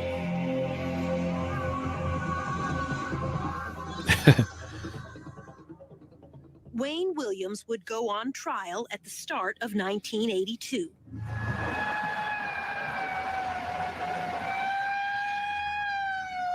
So crazy to see how long ago this was. Testimony 1982. would last almost 2 months. It would be a trial like no other before. A case built on fibers, no Yes. fingerprints, Supposedly no he murder did, weapon, yeah. no apparent It was motive. supposedly a Now remember, document. you're one of the jurors. 3 choices: guilty, innocent, or simply not proven. This time, the verdict's yours. Mary Welcome was Wayne Williams' defense attorney. 26 years for a murder he didn't This was commit. her first murder trial. Wow. What was he like when you met him? A most unlikely killer. Yeah, why? because he just didn't appear to be the kind of person that could strangle anyone or have the strength to. To her, Wayne Williams seemed gentle, childlike. One day I left him in jail. I said, Wayne, is there anything I can bring? Would you like anything? He said, would you bring me some bubble gum? Williams was charged with and tried for only 2 murders, Nathaniel Cater and Jimmy Payne, both adults found in the same area of the Chattahoochee River. Cater's body was nude, but his hair was caked with mud. Digging through that silt. It's kind of crazy that, I mean, he was charged with those 2 murders, and then I believe the cases were closed on the children. I don't know if they're reopened, but according to Wikipedia, which, you know, you really have to kind of double check Wikipedia's information, but it says he was never tried for other murders, mostly of children, although those cases have been closed.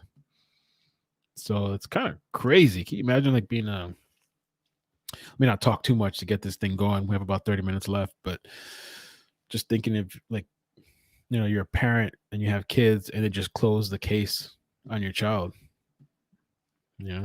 I was able to recover dog hair and fibers that were close to his scalp. They were just cold. All right, so let me see if I can find out anything about that. With Sheba, the Wayne Williams family dog. And Cater's hair was one of those unusual green carpet fibers. Under a microscope, Peterson could see the boomerang shape, just like those in the Williams family carpet. This is an actual piece of that carpet, which the FBI's Harold Dedman said was quite rare. It's got an unusual carpet fiber. It was manufactured for a limited amount of time. It was a 10-year-old carpet. On Jimmy Payne, the other victim, Dedman found yellow rayon fibers stuck to his cotton shorts, fibers consistent with the blanket under Wayne's bed. I personally took the cutting from the yellow blanket that was under the bed. This evidence slide contains the yellow blanket fibers that Dedman clipped that night, magnified by our own video camera. Supposedly the case was reopened in 2019 for this whole, I mean, I don't know which one. I guess it says earlier this year, Atlanta Mayor Keisha Lance Bottoms and Atlanta Police Chief Erica Shields announced the following advancements in DNA technology. And that, yeah, I guess they're trying to reopen it. I don't know if they're going to get anything from that, though. It's not But really when Larry Peterson detailed. had returned that June for a second search a couple weeks later, There was no yellow blanket to be found that I could find. There are a lot of things in your case that disappeared. You had a lot of disappearances. Yellow blanket Yes. disappeared. In the first place, there was never a yellow blanket. There were fibers of a yellow blanket. There were fibers alleged to have come from a yellow blanket. Nobody's been able to produce a yellow blanket because, quite simply, and I'm just being very blunt with you, there was no yellow blanket. Or maybe you got rid of it in between the first time they searched and when they come back. It seems like to me, if I were a police officer, I would have confiscated the blanket too. It doesn't make sense.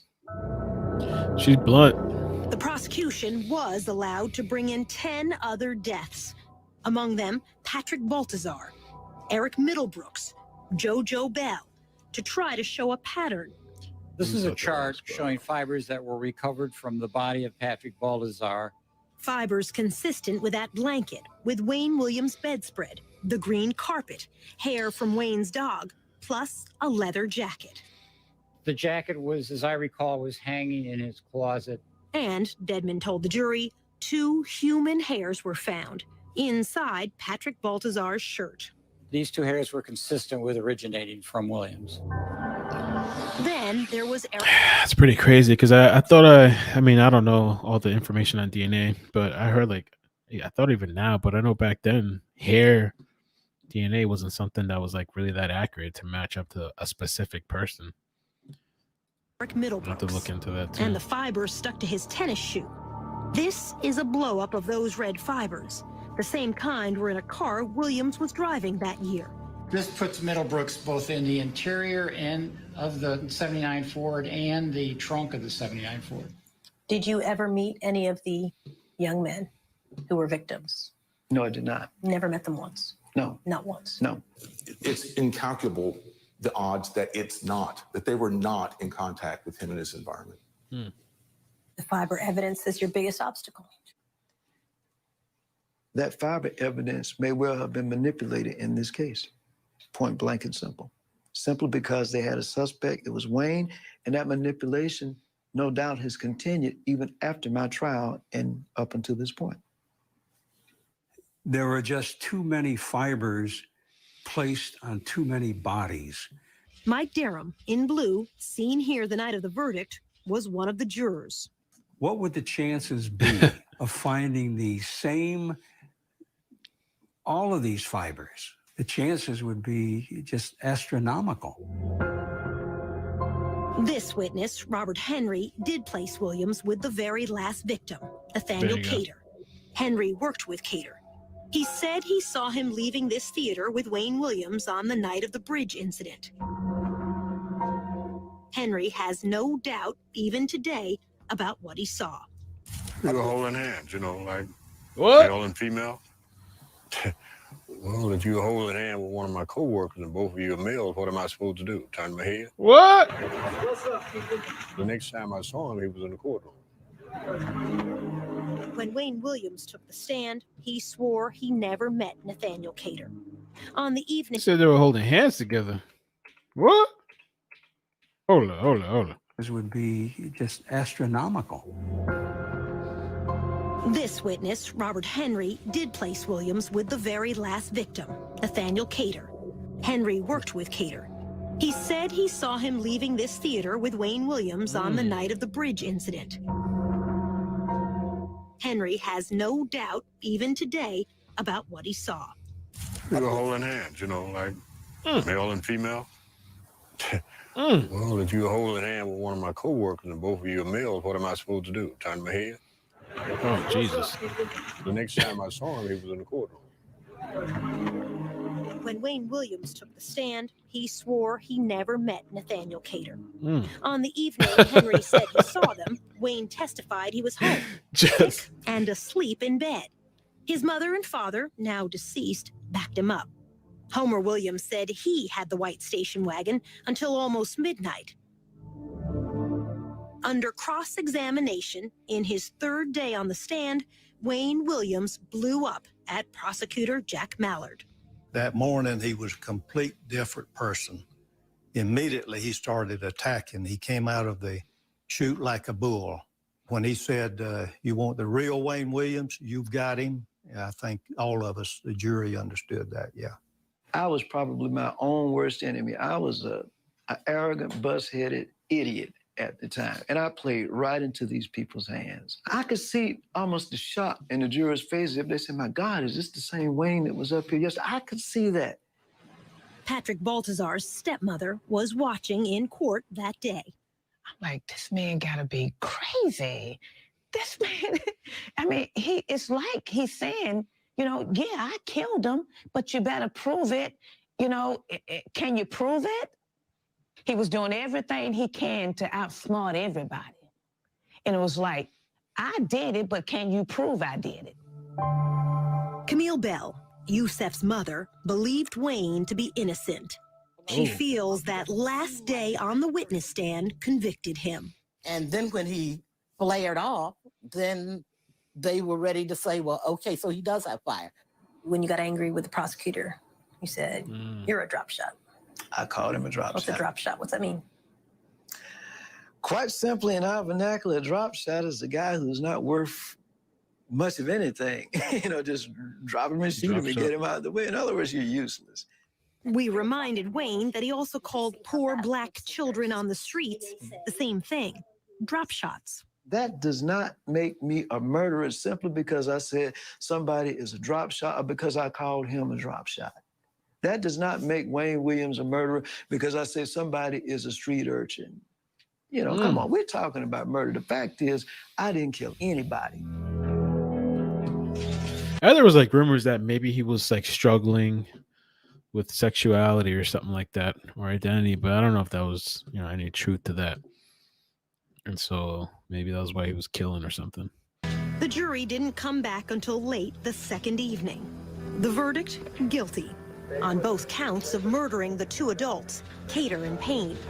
Wayne Williams was sentenced to serve 2 life terms.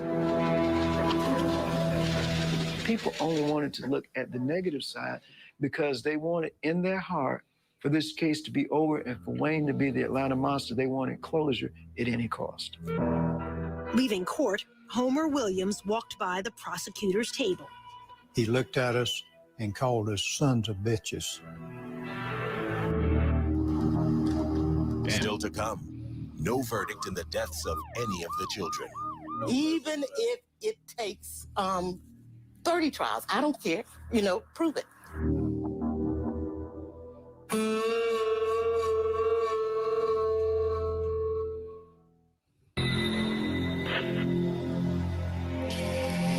I don't know. I don't know if there's any truth to that, but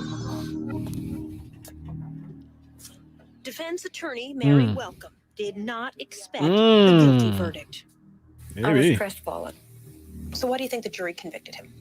Because he might have been guilty. Because he might have been. During the trial, medical examiner Robert Stivers told the jury there had been very few strangulations of black males in the years before these murders began, and none at all with bodies left in rivers or by the roadside since that night Wayne Williams was stopped leaving this bridge. They were convinced that the crimes had stopped because Wayne had been arrested. And I think what happened is people stopped looking and stopped counting. Murders have continued in Atlanta. Shootings of black men, stabbings of black women, but not strangulations like before. Not black youths dumped far from where they were killed. Detective Welcome Harris would stay on the police force another 25 years. We asked him how many more children were killed the way they were in the 80s. None that I can recall. None that I can recall.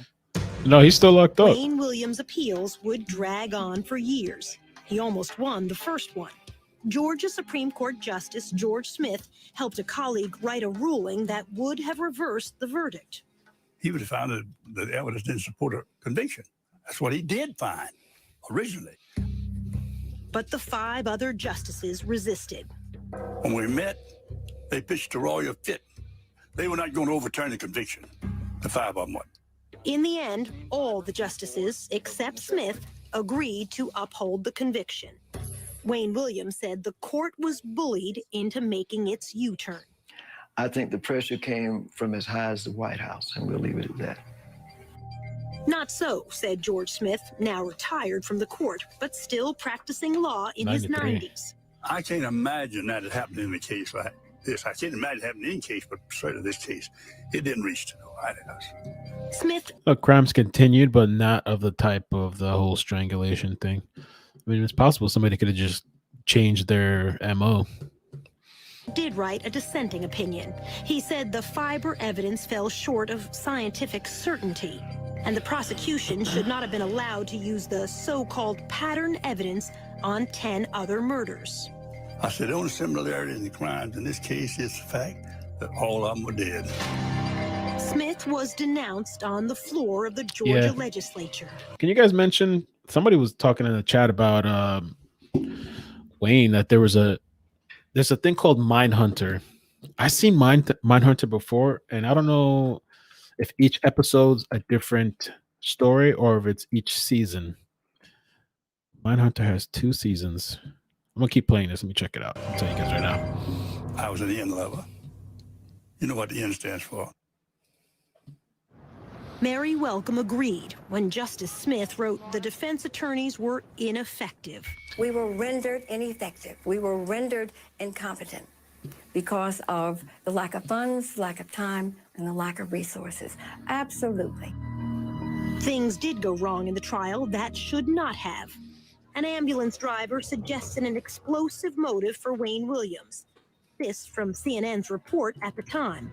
Bobby Tolan said Williams asked him once, had he ever considered how many blacks could be eliminated by killing one nigger child? But unknown to either side, Tolan was not his real name. In fact, he had a criminal record. He testified under a false name, had an extensive arrest record under his real name. I'm not sure that we knew all of that at the time, or it was disclosed to us. Rogers' home is but 8 blocks away from where he was found today. Then there was the murder of Larry Rogers, a retarded youth. This witness testified she saw Rogers slumped over in a station wagon as Wayne Williams drove away. But another person also saw Rogers in that station wagon at that same intersection that day. He helped a police artist draw this sketch. It does not look like Wayne Williams. However, the defense never called the other witness to ask about the sketch. No, I don't even remember seeing that. Supporters of Wayne Williams say there was one murder which shows the fiber evidence could be faulty. The death of 12-year-old Clifford Jones, left by a dumpster in an alley on a summer night in 1980. Some of those unusual green carpet 18-wheeler. fibers were on his body. Hey, thanks for stopping by, Will. Make sure you drive safe. Thank you for listening in. Yet another boy said he saw a coin laundry operator kill Clifford Jones. Detective Welcome Harris said the boy was not believable. Season 2, exaggerated Mindhunter. stuff. In other words, he was open to suggestions. And if you said that Mickey Mouse was up there, and if he sensed that you wanted him to say that, he said, yeah. Wayne supporters point out the laundry manager failed 2 police lie detector tests, but few are aware of a third test given by the FBI examiner, Richard Ratcliffe. The result? In layman's terms, they passed. He wasn't involved in killing Jones. Only days after Wayne Williams was convicted of killing 2 adults, Atlanta's police commissioner closed the books on 21 other murder victims, declaring they too were killed by Williams. Most were children, among them Clifford Jones and Yusef Bell.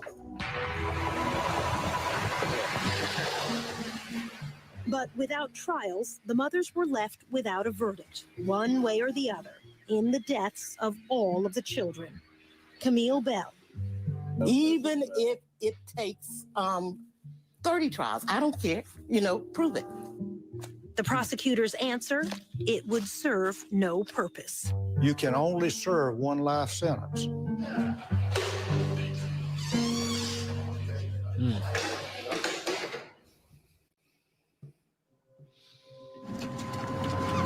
Just ahead, a new alibi that backfires.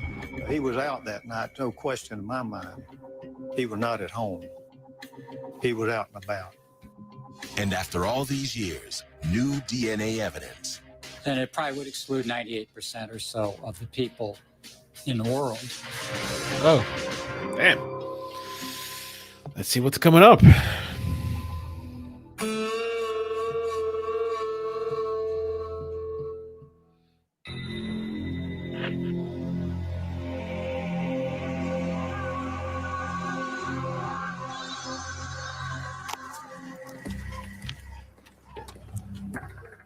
4 years after the trial, Robert Henry would change his story about seeing the last victim, Nathaniel Cater, holding hands with Wayne Williams. In this affidavit, Henry wrote, "If my life depended on it, I could not say the man I saw with Cater was Wayne Williams." Our producer confronted Henry with that affidavit. His signature is at the bottom. Yes, that's my handwriting. Whose words are those? They're not mine. Whose words are they? I'd rather not say. In the summer of 1986, Henry was in prison here when, he said, an associate of Wayne Williams came to see him and told him what to write. When you said, "I could not ID the face of Wayne Williams as the man I saw with Nathaniel Cater," are those your words? Those are words I was told to say. By? I'd rather not say. Oh my God, this is a mess. Could you ID the face of Wayne Williams? The person I saw holding Nathaniel Cater's hand was Wayne Williams, the man that was convicted of it. In fact, Henry had passed a lie detector test before he took the witness stand. When his visitor came to see him, Henry was serving 5 years for sex crimes. His false affidavit was used in court appeals. Wayne Williams lost each time anyway. To this day, is there any question in mind whom you saw with Cater? No, it's not. Yep. So he's saying he saw Wayne with the guy, but there was this document, I guess, that he's claiming he was told to say, and it has his signature. I don't know if he signed or not, but he's claiming that he was forced. But now he's saying that, yeah, he did see Wayne. Oh my God. It was Wayne Williams. Robert Henry is not the only one whose story has changed back and forth over the years. So has Wayne Williams. At trial, Williams testified he was home all evening, sick in bed, when Henry said he saw him holding hands with Cater. Now, Williams says he has a different alibi for that evening. I was at a place called Hotlanta Records in College Park. Williams says he drove to that office near the Atlanta airport. Good question, He had then. taken photos for this poster the night Guess so. before and went there to turn in this invoice to get That already makes me look at this person kind of crazy. What kind of the sex crimes or whatever he had. paid. We delivered a bill and statement of services, and we were cut a check for it. And it was probably about 9 or 9:30 when I left that location. We reached Hotlanta's owner, Melvin Ware, now living in Los Melvin. Angeles. He called in advance, and when he came, I went back and wrote the check behind the desk. That's where our checkbook was. But he said Williams didn't stay that long, not as late as 9. It wasn't like 5 minutes or 10 minutes. We always spent maybe a half hour or something like that. How did Wayne get to the office? He drove. I think he had his dad's car, I believe if it I'm was. not mistaken. Oh, you're saying that guy? Wayne's father, Homer Williams, testified he had the station wagon until almost midnight that night. But Chet Detlinger, an investigator for the defense, said Wayne told him long ago this was a lie. All he told me was he had the car, his daddy didn't have the car. But Wayne said, but I had the vehicle, and I didn't want to corrupt my dad's testimony in the eyes of the jury, so I lied about it and said I didn't have it on the stand. What makes this important is what time Robert Henry says he saw Wayne and Nathaniel Cater together. It was about 9:15 and 9:30. It was on Lucky and Forsyth Street, downtown Atlanta. Oh no. So at the trial, you said that you were in bed till 10 p.m. All right. You were so sick, your mother said that she had to help lie your body out All on the right, bed. You were now, so sick. This is where the confusion with all of us came in. I got back from Hotlanta Records, probably about 9:30. But there's no one to corroborate that, even if his mother were still alive. Wayne said she probably didn't see him come in. Prosecutor Jack Mallard. He was out that night, no question in my mind. He was not at home. He was out and about. Less than 6 hours after Henry said he saw Williams and Cater here, police heard a splash under this bridge. Cater's body washed up downstream 2 days later. 30 years ago, there was no DNA testing. Now there is, and so new evidence. Remember those 2 human hairs found inside 11-year-old Patrick Baltazar's shirt? In 2007, the hair fragments were sent to the FBI's DNA laboratory in Quantico, Virginia. The Okay. result? The lab said it found this DNA sequence in only 29 out of more than 1,100 samples of African-American hairs in its database, less than 3%. Most important, Wayne Williams' DNA had the same sequence. I don't think they said it was a match. I think they said they could not rule out whomever the hairs were from as being the possible donor. The FBI's Hal Dedman, a DNA expert, said this finding is as strong as it can get with this particular type of testing. Then it probably would exclude 98% or so of the people in the world.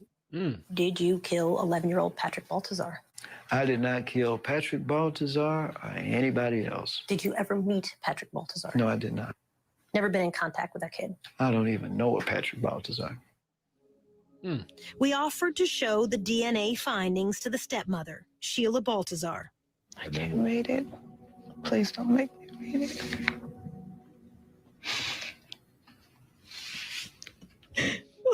I wonder why. She wouldn't want to look at it. I guess it's like confirmation or something. Oh my God. So we told her what the FBI report said.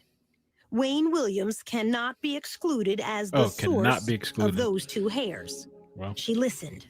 Then this. Without a shadow of a doubt, I really in my heart believe that Wayne Williams killed Patrick Baltazar.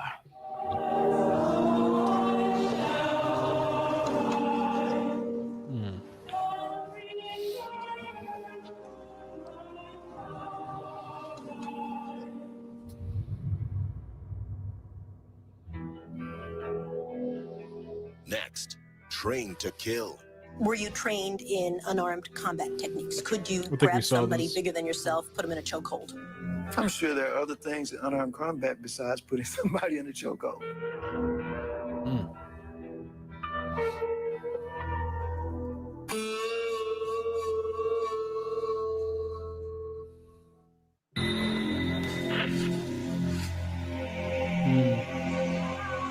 Some people move on revisiting the traumas too much.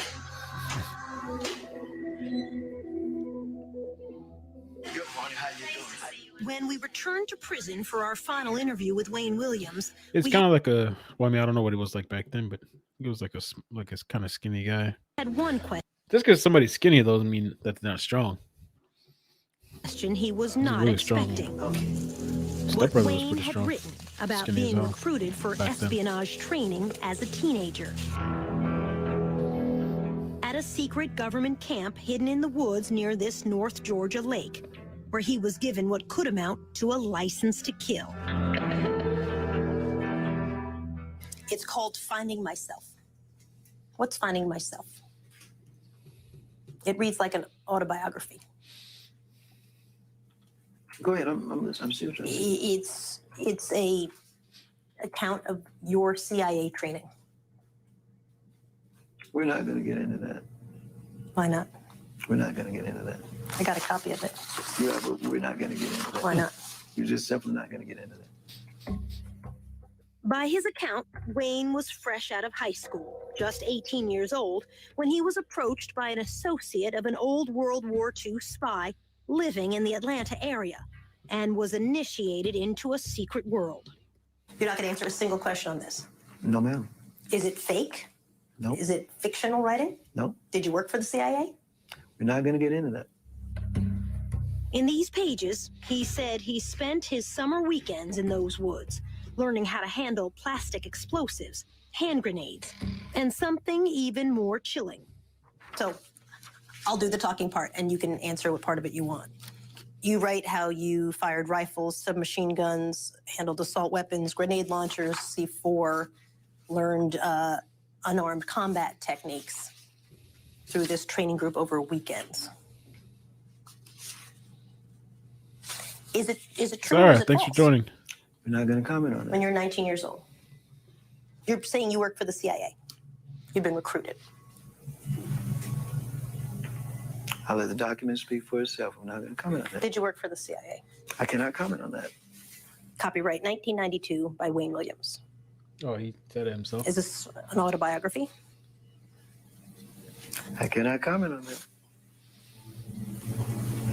In his own words, Wayne Williams said this was part of a secret plan to send young black agents into the worst trouble spots in Africa in the late 1970s. He wrote that he finished training, then withdrew from the program. Either this is a true story and you have been trained in evasive tactics, exfiltration techniques, weapons use, unarmed combat techniques, which would include a deadly chokehold, or it's made up. Let me ask one question. Where did you obtain that? I can't tell you that. Hey. You're a newsman. You know the answer to that question before you asked it. Okay. All right. I will say Is it this. true? I mean, it's got your name on it. I will say this. Were you trained in unarmed combat techniques? Could you grab somebody bigger than yourself, put them in a chokehold? Because that's what that is. I'm sure there are other things in unarmed combat besides putting somebody in a chokehold. But when I talk to the military experts and I say to them, what exactly does that mean? That's one of the things on their list. Top 2 I don't know things, about by the this way. story. I wouldn't doubt. Wait, what you So, say? Hola. things on their talk to the military. There are other things in unarmed combat besides putting somebody in a chokehold. But when I talk to the military experts and I say to them, what exactly does that mean? That's one of the things on their list. Top 2 things, by the way. I wouldn't doubt that. So, are you trained in that or not? Let me say this. I'm asking such straightforward questions. I understand that. I understand that. But again, I ask you to understand my position on this. Let's say that were true, that were the case, or let's just say that I had some experiences that I do not want to comment on today for reasons that the document says, okay? The fact is, what does that have to do with the situation today? Everything.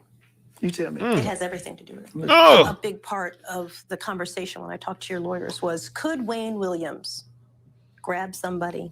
Did he have the strength? Look how he's not a big guy. Could he grab someone in a unarmed combat technique and kill I want to know who this reporter is and if she's still around. them? And your attorneys would say to me, you man, he's not a big guy. So if you're telling me that This back in the day when they actually used to investigate things. Now it's just Trump. yes, in fact, I was trained by the CIA, which is basically what this document says in a nutshell, on weekends when I was a teenager. And I am trained in the chokehold technique. That's one thing. If you're telling me that, no, that never happened, but you're writing a long fantasy about being trained for the CIA in weaponry and the chokehold technique, that takes it a whole other direction. Remember, doctors said at least 2 of the victims, and perhaps more, were probably killed by chokeholds. Do you know how to kill someone with a chokehold? That's a straightforward question, isn't it? Because I can answer that. My answer would be no, sir, I do not know. Do you know how to answer? What's your answer to that? Let me say something about that. That's a yes or no answer. No, it's not. Yes, it is, actually. No, it's not. Not until the very end of our prison interview did we come close to a real answer. It's actually a very simple question. Can you kill someone with a chokehold? And when you were 19 years old, you probably could under the right I know for a fact I could not. I know you're being facetious, but I know for a fact I could not. You don't know. But were you trained as a teenager to do that? Because that's what you're writing in this. All And I I can get CIA, you don't want to talk about it.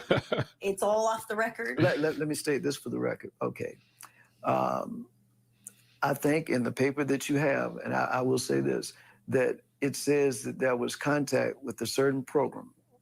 And I will say it was the Junior Officer Training Program, which was run by a certain agency, and you're correct, CIA. But I never said that I worked for them. I simply said Now who's splitting hairs? that I Were had you trained? some contact with some person, and that's all I'm going to say. Oh my Were you God. trained These people, That's all man. I'm in gonna these say. techniques? That's all I'm going to say. He did acknowledge it was CIA training, but said no more. So, is this true, or only a fantasy in his mind? The mind of a man the courts have found to be a killer. We'll leave that question with you. CNN. The verdict is now yours to decide in your own mind. Oh yeah, somebody was saying Again, that. the Soledad. choices, guilty, innocent, or a third choice Soledad not O'Brien. proven either way. In a few moments, we'll show you the verdict that our audiences reached when this documentary was first broadcast. But before then, a look at some of the answers from those who lived through the terror 30 years ago. The prosecutor, Obviously guilty. the defense attorney, Not proven. One way or the other. the Not FBI proven. agent in charge, Guilty of 2 double homicide. Sheila Baltazar, He could have killed all of them. the Supreme Court Justice, Not proven. the witness, Guilty. Camille Bell, Innocent but stupid. that first Ugh. task force detective, Jesus. No maybes, ifs. The right man for those homicides. He's in jail. The original audience verdict: guilty, 69%.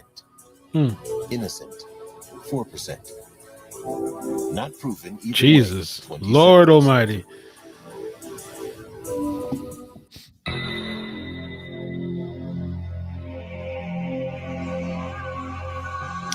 That's the end of that. Oh man, that was long. Sorry to keep you guys so long on a Sunday. There's this little clip if you guys want to look at it. This was posted September 22nd this year. I think there's a group of people trying to get him free because they're saying there wasn't any evidence. Let me take a look at this clip.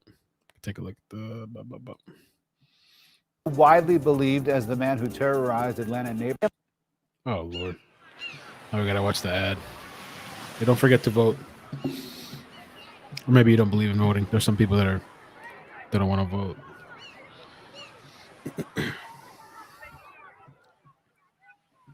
Officially the first day of fall, and we have a lot to cover tonight. Good evening. I'm Sean Gables. And I'm Rick Fullbaum. Thanks for joining us. A convicted killer, also widely believed as the man who terrorized Atlanta neighborhoods back in the late 70s and early 80s, once out of prison. A jury convicted Wayne Williams back in 1982 for the murders of two men, but it is widely believed by police that Williams is the person who killed nearly 30 Atlanta children over a span of 3 years. Tonight, the continued effort to free Williams picks up steam. CBS 46's Haley Mason joins us live with more on the story. Haley, good evening. Hi there, Sean. This group is heading in a new direction with a new group of advocates and a family member who say they are giving up hope on local leaders and investigators. Today, they tell me they are taking their own research into the Atlanta child murders online to social media. If you don't tell the people the truth, we will. The truth, according to this group of advocates, is that Wayne Williams is not guilty of the Atlanta child murders. He's been suspected by police, but never convicted of killing nearly 30 young Black boys and girls. Williams has been in prison serving life sentences for 2 adult murders, for which he says he's innocent of. There was never any evidence to convict Wayne Williams of any of the murders. Once working with the Wayne Williams Freedom Project, Dwayne Hendricks has split off to form a new grassroots effort. They've spent years paying for case files and picking apart the loose evidence that prosecutors used in the 1980s. There was an individual that was able to link not just to the iCkEd murders, but also prior and post murders of 1979, 1980, and 1981. Cold case consultant Alex Baber says he believes this man, a now deceased Zodiac suspect, is behind the child. A Zodiac suspect. Oh, I feel like that could take us down a whole nother rabbit hole. But was the Zodiac wasn't suspected of child murders, was he? The Zodiac? I don't remember the types of the profile for the killings for the Zodiac. But somebody was asking about the years. The police believe that he's responsible for at least 23 to 30 murders between 1979 and 1981. Murders. He says his evidence shows the Zodiac and an accomplice spent time in Atlanta during the same period. We have also been able to determine that the same green carpet fibers and white dog hairs were linked to not only the Freeway Phantom murders in Washington, D.C., but the Oakland County child murders in Detroit, Michigan. They're planning to bring their research to social media in hopes of picking up a fresh investigation. As long as Wayne Williams is in prison, I will be here standing, fighting for his freedom. And Wayne Williams was denied parole late last year. He can apply again in about 8 years. I reached out to the mayor's office for an update on the investigation, as well as an update on the Memorial Task Force. I'm still awaiting a response. Reporting live in downtown Atlanta, Haley Mason, CBS 46 News. Thank you, Haley. Wow, that's crazy. That is crazy. Because when I was looking at Wikipedia, I guess nothing happened. They have here March 21st, 2019. The mayor, Keisha, was going to supposedly retest the evidence 2019. I guess nothing happened. And I guess these people are taking matters into their own hands. This was posted, like I said, September 22nd, 2020. And supposedly they link these fibers to other murders. So that's kind of interesting. Maybe in another time we can see what these people are talking about. It's just kind of crazy because there's people that swear that it was Wayne, that they've seen him, and other people are saying that it wasn't. So, and there is this other interview. But I think we're gonna call it a night for now because it's been 2 hours. 2 hours. And I would take calls, but I think it's kind of late for Sunday. It's already almost 12 a.m. 11:30. Yeah, I wonder what was up with that. Let me see if I can find that real quick. The daycare bombing. What was up with that? They didn't mention it in the documentary. They were trying to link him to it, I thought. Like Will was saying. Wayne Williams. Let's see. Daycare.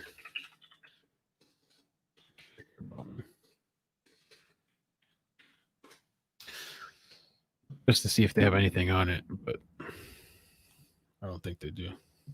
Not from where I can find, anyway.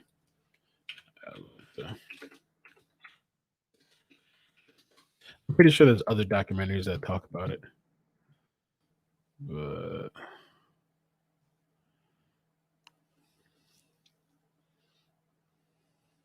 calls into community meeting. What? Police believe he killed more than 24 children in what infamously became known as the Atlanta child murders during the late 70s and early 80s. So you can imagine some people's surprise when Wayne Let's keep Williams going. walked into a public forum last night on the case Oh, hell no. from prison. Thanks, Curls. Appreciate it.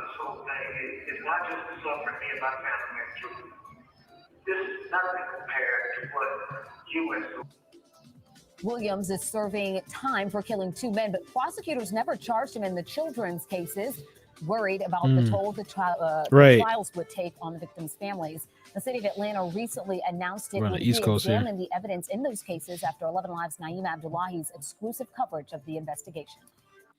Yeah, that definitely wasn't a Zodiac MO, like everybody's saying. I've listened to a couple of podcasts on that. Not that I can really remember anything, but mostly couples, like everybody's saying.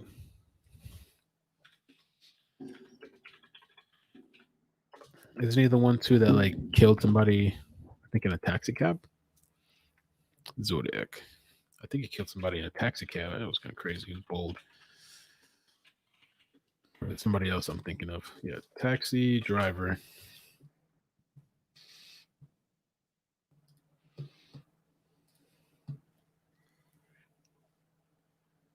Yep. Wouldn't he keep like? I'm trying to remember the details. I don't want to go into the rabbit hole now, but I thought he kept part of the shirt or something and then sent it back to police. I don't know. That's a mess. That whole story's a mess.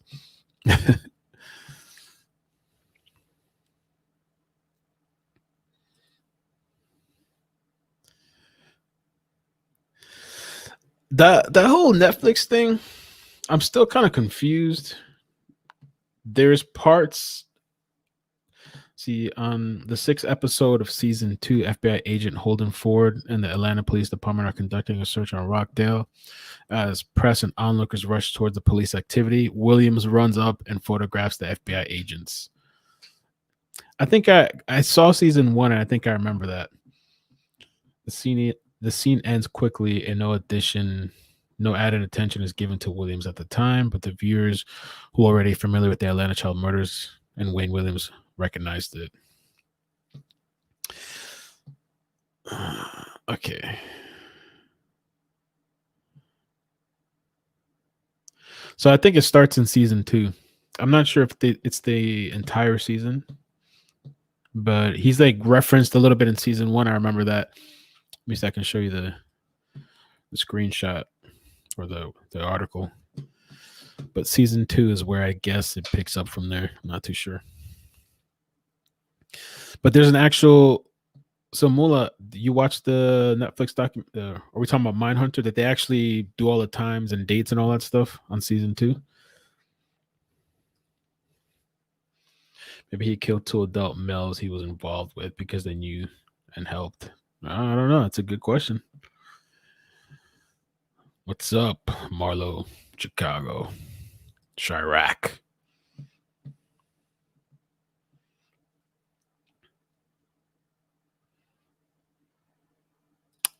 Yeah. Okay. Netflix really connects. Let me see what's on Netflix. See if they got something. I mean, I'm not going to watch it here, obviously, but let's see. I wanted to see if they had something on there. Let's see. Uh-oh. Damn. My name's Nicole, and I'm calling because I'm concerned. Damn. That was interesting, man. It makes me want to watch. It's supposedly the number one right now on Netflix, I guess. Yeah, it says number one. Damn. I almost want to like lay in bed and just watch some things. We have Wayne on here. Williams. Oh, okay. Okay, well, they have the Mindhunter thing. I don't really see anything on Netflix for Wayne besides Mindhunter.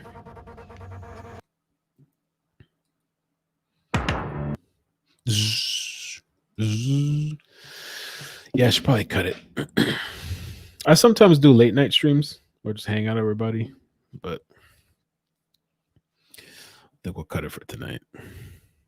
You can use my login. Let's do it. No, it's not about that. If I play it on YouTube or one time I was trying to watch the R. Kelly thing, all of us together on YouTube, and they took it down. They like the algorithm detected it. Search it on YouTube. Oh, they have it up on YouTube? I think still if I play it, I could get in trouble. I think just the fact that my channel's monetized, I'll be more of a target. I think, and I've seen channels completely taken down for playing that kind of stuff. Search Atlanta child murders. Okay, let me see real quick. I'm not gonna play it, but let me see. Atlanta child murders.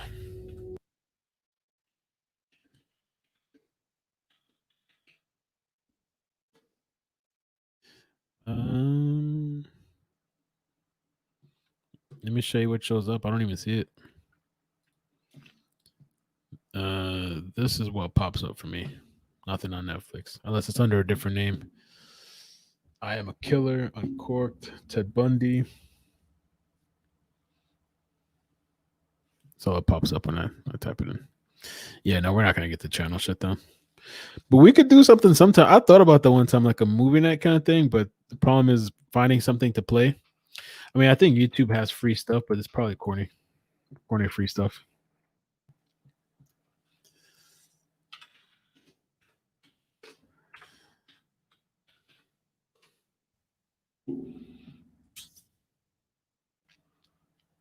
Yeah, I don't know.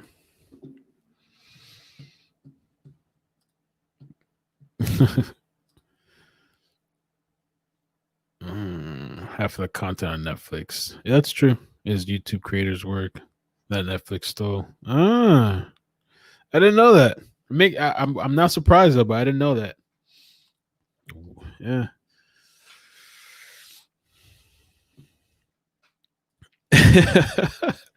Please notify me when you decide to go live so I can make a bottle of sweet red. We can do that sometime, man. We can all come on and chill, have a drink. I mean, I sometimes do the random late nights.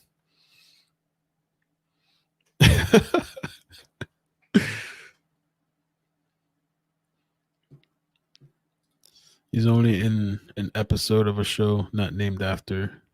He's in an episode of a show not named after him or the murders. Oh, okay. He's featured on an episode. Gotcha. Sorry.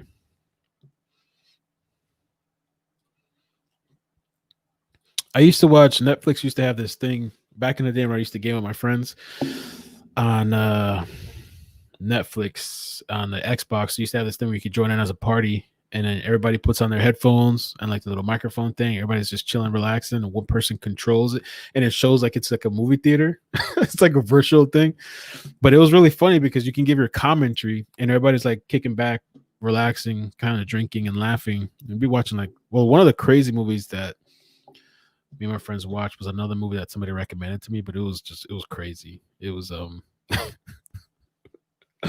It was this really weird, creepy movie where this guy's like, I don't even know if I could say it, starts having like sex with a corpse. It was really, really weird, but it was like funny. It was like one of those, it's hard to describe. I don't know.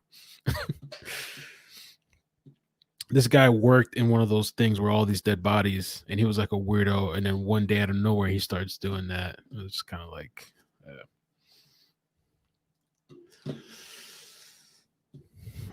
yeah, I see a lot of people talking about that. I thought about that for tonight's stream, but I haven't done any research on that. I don't know anything about the story. And I was like, I didn't want to just do that, unless we watch another YouTuber's video, but I don't want to run into problems watching somebody else's video, unless I ask them. But I'd rather like do a video and research it and then do a live stream or something. We do that kind of on another channel. We start at the same time and keep the chat open. Oh, really? Oh.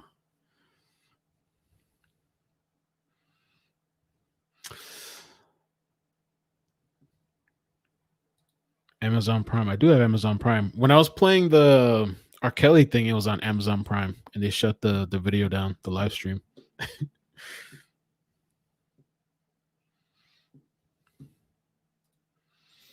All right, we'll see if we plan something out for some time.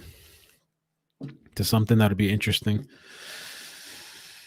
What's going on with the 2-year-old from Houston? Are you talking about Tootie? Nothing. Here, no, I was wondering about that too. Like, how could that story just go cold after? And there's no updates, nothing. Makes no sense. Completely dead. There's no updates in the media. I don't know if there's any other YouTubers covering it, but it's dead.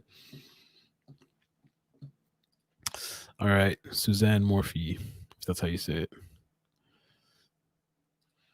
I just heard about Disney doing virtual. Really?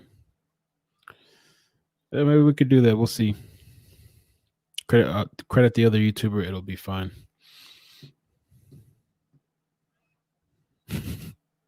Oh, Sin, thank you for the donations last time too. Let's tell you appreciate that. I never got to cover that story. I know some of the details. That's another story that's just nuts. Braylon. I think his name was Braylon, right? Braylon. Or was it Braden? Oh, I thought it was Braylon. Braylon Noble, wasn't it? Let's see. Yeah, Braylon Noble. Yeah, what a mess.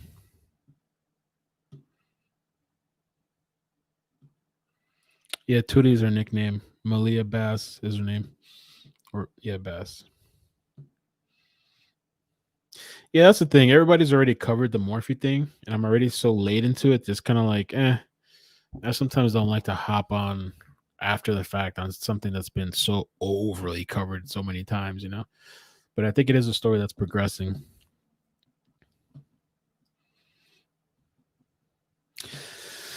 All right, I'm going to get off. Thank you guys again for all the support. Thank you for joining me on tonight's live stream. You guys have a good night. Take care. Hit like, subscribe, all that good stuff. And you could always email me, iCkEdMeL@gmail.com or iCkEdMeL@iCkEdMeL.com if you want to suggest a story too. There's 2 missing person stories that I want to do. And I don't know. We'll take it from there. Yeah, there's some really creepy, weird stories, man. We could do something like, I don't know, one day a week where we sit and watch one of the documentaries from some of these crazy ass stories.